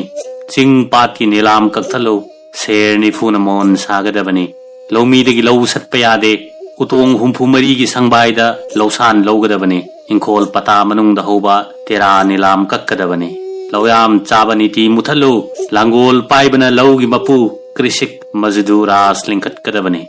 हाइरिबा दाबी स्लोगान सिंह सिगलोइनना मणिपुर सिन थुंगना सोक लिसिंग समापन कुंथ्रा निपान इंगदा लौमी अमसुंग मणिपुर प्रजा म्यामगी अचौबा आइन अमन्या अंदलोन इरावत किलमजिंग मखाद संगसन की लेबाक म्यामना खेवा सेल थोंग नत्रगा हिलाल सेल पीदना नमदुना लाले खेवा नीलाम ओक्तुना फमलिबा मीसिंग अदुगी संग युम सिरोक्तुना तांथोए कुंगंगदा यारेक संत्री पियोन अमिन चकथाक पोथांग बेगर दोलाइलेंग अवत अनै पुनमक खुल खुलगी लौमी प्रजा म्यामगी पुनबा मितिन फमदुना सिंथा पीद्रबा अमसुंग सिंथा लौनद्रबा हाइना अकनबा वारेप लौनखी खुल खुलगी म्यामना सरकार की हुकुम इंद्रे अमन्या तौरे इंखोल पता मनुंग दहोबा तेरा पांबीदगी मनिंग तमना तेरा हेक्टोक्ले असुमना कृषिक सभाना खुंगंगी अवत अनै पुनमक मरु फंगना फुक्तेक्तुना लंगथोक्खिबना मणिपुर सरकार के मायोक्ता आइन अमन्या आंदोलन संगसिनखी अतोप माइकई अमदना प्रजा मनल की वॉलंटियर सिंगना ख्वाइरंबन दुकानदा फौ ताइब लौमी सिंगबु लमजिंगदुना फौगी ममल मपू मसाना लेपचरगा शेर निफुगी मोंदा ताइनबा अकनबा आंदोलन संगसिनखी सरकार के मायोक्ता मणिपुर सिनब थुंगना थक्खा तुना अकनबा इहो फुजिलखी चथरिबा आंदोलन असिगी मनुंगदा असम की दिग्बोई थाव खुनी की सिनमी सिंगना मियाम या चौब स्ट्राइक अमा चथरखी स्ट्राइक अदु नमथनबा सिनमी सिंग मरक्ता ब्रिटिश सरकार की सिपाही सिंगना नोंमई कापतुना सिनमी खरा हाटखी मतम मदुदा इरावत न लमजिंगदुना महासभाना अकन वारेप लौदुना ब्रिटिश सरकार बु निंदा तौखी थबक की मनुंगदा इरावत सरक अमत्त सिहंदे मणिपुर लेबाक प्रजा म्याम की आइन अमन्या आंदोलन की वॉलंटियर लुचिंग कया फा पुनब तौरक्ले आंदोलन की लुचिंग सिंह जेल द पीरे मणिपुर सरकार की अकनब रिप्रेशन होरक्ले आंदोलन अदुगी लुचिंग श्री लाइसरम मेरा सिंह श्री कराम बिदुर सिंह श्री तेनसुबम लंफेल सिंह श्री माइबम कोंगांग सिंह एलांगबम तोंपोक सिंह असिना सिंगबने आंदोलन नसिदगी लौमी प्रजा म्याम की मथक्ता जैरंबा ओट अनै कया मरु फुक्तोक्तुना लंगथोक्के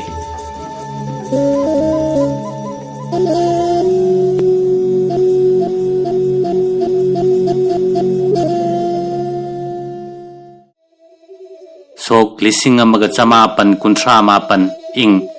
दिसंबर 12 मणिपुर की अनीसुब नुपी लाल हौखी अनीसुब नुपी लाल असी भारत वर्ष सिन थुंगना खंगनरबा मणिपुर सरकार के मायोक्त संगसिनखिबा मणिपुर नुपी मियामगी अचौबा अकन मलाल हौ अमने नुपी मियामगी इहौ असी सोक लिसिंग अमगा चमापन कुंथ्रा निपान इंगदगी आइन अमन्या आंदोलन मंगजिन थारग चंगसलक पलानजंगनी हाइबदा हाइमनब थोक्त्रब वाफमने सोक लिसिंग अमगा चमापन कुंथ्रा मापन इंग दिसंबर 12 मणिपुर की अनीसुब नुपी लाल हौखी अनीसुब नुपी लाल असी भारत वर्ष सिन थुंगना खंगनरबा मणिपुर सरकार के मायोक्त संगसिनखिबा मणिपुर नुपी मियामगी अचौबा अकन मलाल हौ अमने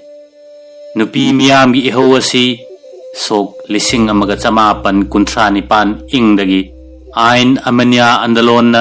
मंगजिन थारग चंगसलक पलानजंगनी हाइबदा हाइमनब थोक्त्रब वाफमने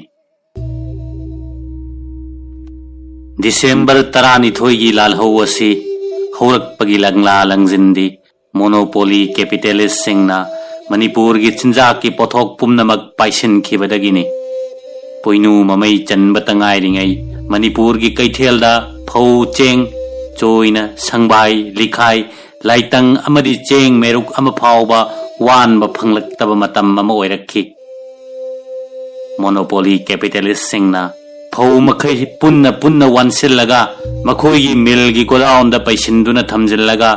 फौ सिंग अदु राइस मिल तकथोक्लगा मणिपुर की वांगमा मिरैबाक थादोक्खिबदगी नोमगी चरा तमना वालगा चाबा कैथेल फंबी इमा इबेल सिंग पुमनमक चेंग चोइना वानब फंगलक्तब मतम अमा ओइखि ꯃꯇꯝ ꯃꯗꯨꯒꯤ ꯏꯝꯐꯥꯜꯒꯤ ꯌꯨꯝꯕꯥꯟꯗꯤ ꯈꯨꯡꯒꯪꯗ ꯃꯔꯧ ꯃꯁꯤꯡ ꯂꯩꯕ ꯂꯧꯌꯥꯝ ꯆꯥꯕ ꯇꯣꯂꯣꯞ ꯆꯥꯕ ꯅꯠꯇ꯭ꯔꯒ ꯁꯦꯟꯊꯣꯛ ꯂꯩꯕ ꯃꯤꯑꯣꯏ ꯆꯥꯝꯃꯒꯤ ꯃꯅꯨꯡꯗ 10ꯇꯅꯤ ꯃꯈꯣꯏ ꯈꯔ ꯑꯁꯤꯗꯤ ꯆꯍꯤ ꯑꯃꯒꯤ ꯅꯠꯇ꯭ꯔꯒ ꯊꯥꯒꯤ ꯆꯥꯅꯕ ꯄꯩꯁꯜꯂꯒ ꯆꯥꯕꯅꯤ ꯑꯇꯩ ꯆꯥꯝꯃꯒꯤ ꯃꯅꯨꯡꯗ 70 ꯑꯃꯗꯤ ꯅꯣꯡꯃꯒꯤ ꯄꯣꯠꯁꯤꯠꯀꯤ ꯁꯦꯟꯗꯣꯡꯅ ꯅꯣꯡꯃꯒꯤ ꯆꯔꯥ ꯇꯝꯅ ꯂꯩꯔꯒ ꯆꯥꯕ ꯉꯥꯛꯇꯅꯤ ꯐꯧ ꯆꯦꯡ ꯆꯣꯏꯅ ꯋꯥꯟꯕ ꯐꯪꯂꯛꯇꯕꯗꯒꯤ ꯈ꯭ꯋꯥꯏꯔꯝꯕꯟ ꯀꯩꯊꯦꯜ ꯐꯝꯕꯤ ꯏꯃꯥ ꯏꯕꯦꯜ ꯃꯌꯥꯝ ꯍꯧꯅꯗꯨꯅ ꯃꯤꯔꯩꯕꯥꯛꯇ ꯆꯦꯡ ꯊꯥꯗꯣꯛꯄ ꯌꯥꯗꯦ ꯊꯤꯡꯉꯨ ꯍꯥꯏꯗꯨꯅ ꯃꯅꯤꯄꯨꯔ ꯁ꯭ꯇꯦꯠ ꯗꯔꯕꯥꯔꯗ ꯁꯔꯀꯥꯔ ꯑꯗꯨꯒꯤ ꯃꯥꯌꯣꯛꯇ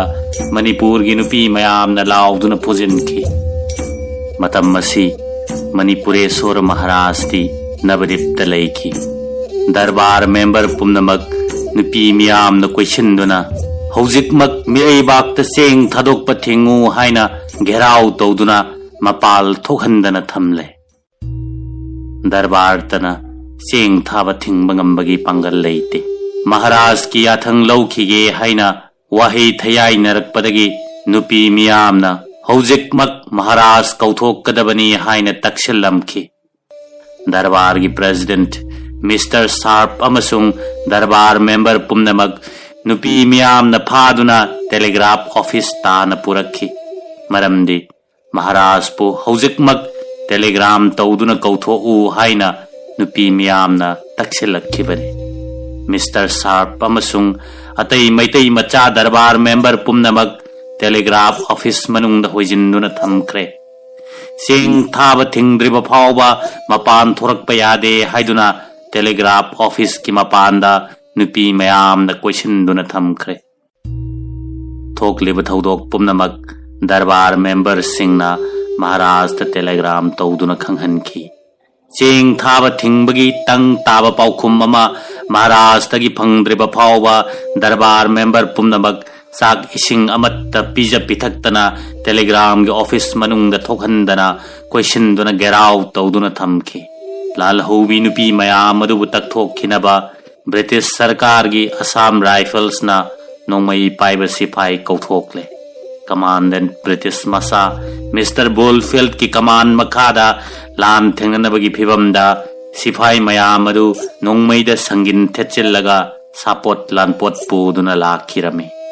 मबुक लामलबी सराम सदत नरबी मराल लैजद्रबी नुपी मयाम अदुगी मथक्ता लांदारे मैतई इमा की मथक्ता अहानबा मक्तदा संगिन थिनबा हौखि संगिन थिनबा इमा सिंगी मथबाक्तगी ई कामथोरकपगी इरोइनना टेलीग्राफ ऑफिस की सुमांग लंपाक्ता तुदुना लैखि मैतई इमा सिंगी ई तना लंपाक पुंगांगांखि तादुना लैरिबा इमा सिंग अदु मिनुंगसी खंगदबा ब्रिटिश की सिपाही सिंग अदुना नोंमई गुंदाना मुक्कसु सुदुना नुपी कया मकोक मरु थुगाइखि खुलाई पाइजदबी मराल लैजदबी मैतई इमा सिंग अदु यामना तमथीना ओट नैबिखि मथौना मरिंगजेन लैबी मैतई नुपीने हनबा लैते टेलीग्राफ ऑफिस ममांगदा अहिंग यारेक्तुना दरबार मेंबर सिंग अमत्ता मपान थोखनखिदे पुंग कुनमरी मतुंगदा चेंग थाबा थिंगबगी हुकुम महाराज अमसुंग पॉलिटिकल एजेंट की तरफ तगी थोरकले टेलीग्राफ ऑफिस ता थिंगदुना थंबा दरबार मेंबर सिंग थादोकले महाराज सु नुमित मंगानी सुबा दिसंबर की तांग 13/1958 इंगदा लेंगथोरकले इराबत मतम मसिदा मणिपुर दा लेते कसारदा अचौब मीटिंग अमा यावबा चटखिबा मतांग थोखि असोमदा चेंग थाबा थिंगबगी हुकुम थोकलबसु लालहौदी लेप्त्रि हौरिबा लालहौ असि इराबोतना मतम चंगना सेमगलकपनि इचम चमना तोकदबा नते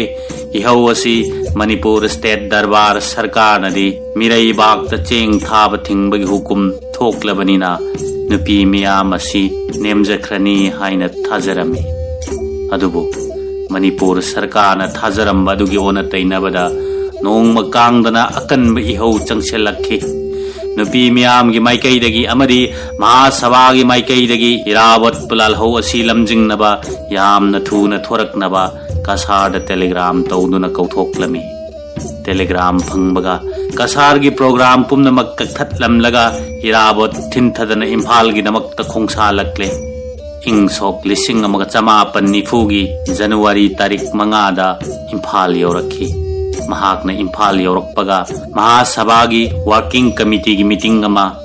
जनवरी की तांग तरेट इंग सोक लिसिंग अमग चमापन निफुगी अयुक पुंग निपान ताबदा श्री ख्वाइरकपम माजो सिंगी युम नागा मपान फमकी लालहौ असी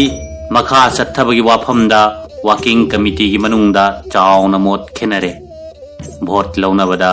प्रेसिडेंट इराबत माइनॉरिटी ओइरे प्रो मोनोपोलिस्ट कैपिटलिस्ट कांगबुना नुपी लान असी यादे इहो असिबु यादबगी मरमदी मारवारी मोनोपोलिस्ट कैपिटलिस्ट सिंगदगी कानब लौरंब सिंगदी मसागी ओइजो इथक यामन थीना मांगी ओइजो इथक मांगबत नतना सरकार की लाकदोरिब चैफू की खिबा सुविधावादी कांगबुनी महासभा की मरुइबा विप्लवी महागना हुदोक मिनरकपा विश्वास घातोक थाजब मांगहनब पुमनमक नुपी लान अदु कीबदगी हौदुना लोइनमक चेनखरे फिबम मदु यौरब फावबदा इराबत मतु निखिदे खुदक्ता अकनब लांजंगी फिरेब लौनबा पोरम यातुना चंगसिनखे महासभा की वर्किंग कमिटी की मनुंगदा माइनॉरिटी तारब मेंबर्स सिंग मीटिंग अमा अयुक अदुमक्तदा हाइबदी जनवरी की तांग तरेता या स्कूल जन्मस्थान इराबत की युम फमखे इराबतना हाइरिब मतम असिदी भारत वर्ष की मफम पुनमक्ता ब्रिटिश सरकार की मथक्ता भारत स्वाधीनता की कल्लबी हौ थेंगनरिब तंजाने असिगोम खुदोंग साबा सिदा अखोइना नानथोखनब चुमलोय हाइना मीटिंग अदुदा पाउदमखि तिल्लिब मेंबर्स सिंग वाखल पुक्सेल अमत्तोइना लान चंगनबगी थौरांग लेपखि अमुक थिनथब तौदना ngasimak खुदक असिदा मियाम पाउ कोइचेन चेनरगा पुलिस लेन लंपाकता मणिपुर प्रजा मियाम की अचौबा पब्लिक मीटिंग अमा तौरगा अपांगल कनबा राजनीति दल अमा सेमदुना अकनब लानहौ संगसिनसी हाइदुना अकनब वारोल तारे असोमदा वारेप अदु ngaiduna leiribasing सर्वश्री पोछंगबम तोमाल सिंह लाइश्रम कन्हाई सिंह लोंगजम बिजोई सिंह लाइश्रम कुलविधु सिंह न चिंगबा वारेप अदु हेक फंगबगा कुचेन चेंदुना मियामदा मीटिंग की पाउजेल पीदुना सिल्ले इंग सोक लिसिंग अमगा चमापन निफुगी जनवरी तारीख 3 की नुंगथिल पुंग अनि ताबदा पुलिस लेन लंपाकता श्री लाइखुराम खोगेंद्रजीत सिंह न सभापति ओइदुना प्रजा मियाम के अचौबा पब्लिक मीटिंग अमा तौखि मीटिंग अदुदा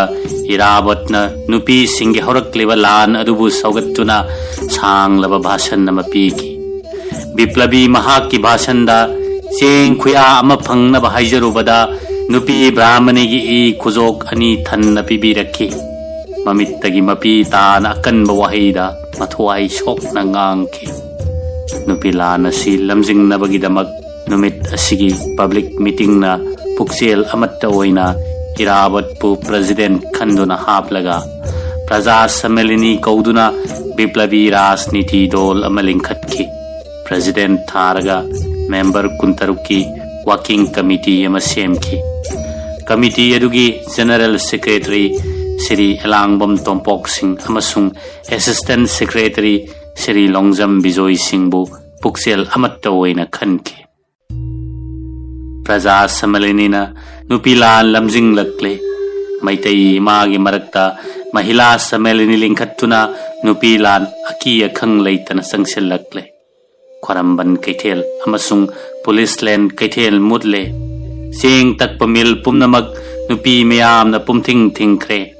सेंग अमत तगहंद्रे मतम मदुदा महासभा थादोक्तुना मिसेल ओइख्रबा नेता सिंह मरुवारी मोनोपोली कैपिटलिस्ट सिंह लौतुनरगा फौ वानसिंदुना सेंदोंग तानब होनखि सरकार की माइकैदगिसु तुमिन्न लेथोक्ते इम्फाल की अकोइबदा सीआरपीसी की धारा 194 जारीदुना अथिंग हुकुम थमजलक्ले मी मंगा सुना तिनब याहंद्रे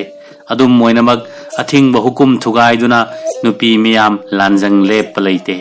पुलिस लेन लंपाक्ता सिपाही सिंगा नुपी प्रजा म्याम गा मायोकनदुना उतुप का नोंगमई गा लांथेंगनखी सा लांद थौबा मणिपुर मचानी करीमत्त निंगहन्नब तौदना सिपाही सिंगा लांथेंगनखी नुपी लान असि ब्रिटिश साम्राज्यवादना अकीब पोखिदब नते मणिपुर मचासिंग असि सा लांद थौबा मिखा पोनब पामदब जाति न हाइबसि मुन्न खंगब ब्रिटिश ने पुमनमक्की मथक्ता लांजिंग लेन असि मैतै नुपीनी लानहौ असिना खानोंपोक एशियाद लैबा मिखा पोनब लेबाक सिंगदा निंगतंब लानहौ अमा चंगसिनबगे अकनब इथिल अमा संदोखरिबसि ब्रिटिश साम्राज्यवाद न मुथत निंगखि नुपी लान असि नमथनबगी थौरांगदी इराबोट पुफादना जेल द थमजिनबा मसिना अमत्त ngairaba lambini haibasi British singi achet pathajabane maram maduna Manipur state darbarna Irabotpu phanaba poram silakki sok lising amaga chamapan marifu hingi January tang 8 ki police len lampakta praja miyam gi achouba meeting da pi ki bhashon sarkar ge mayokta akanba haibagi damak Irabotpu IPC section Chama kunmari e panshinduna chok lising amaga chamapan nifugi January tang mapangi ayukta mahaki mayum ya school janmasthandagi Manipur sarkar gi police na phaki mahakpu pharaba police officer di Sri Khomdram Dhanachandra Singh inspector of police mayam na mahakpu IP haraga khangnaba sina lusingduna phabane mahakpu pharaba matungda jail द थमजिनख्रे विचार तौदना मतम खरा jail द थमलिंगै अमसुंग विचार चथरबा फावबा पुलिस इंट्रोगेशन गिदमक्ता पुलिस स्टेशन दा मंगारक तोइपू पुथोखि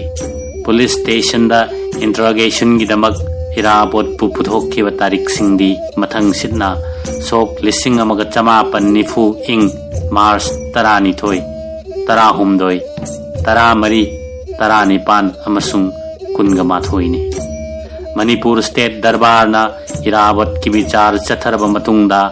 IPC ki section chamaga kunmari e gi matung ina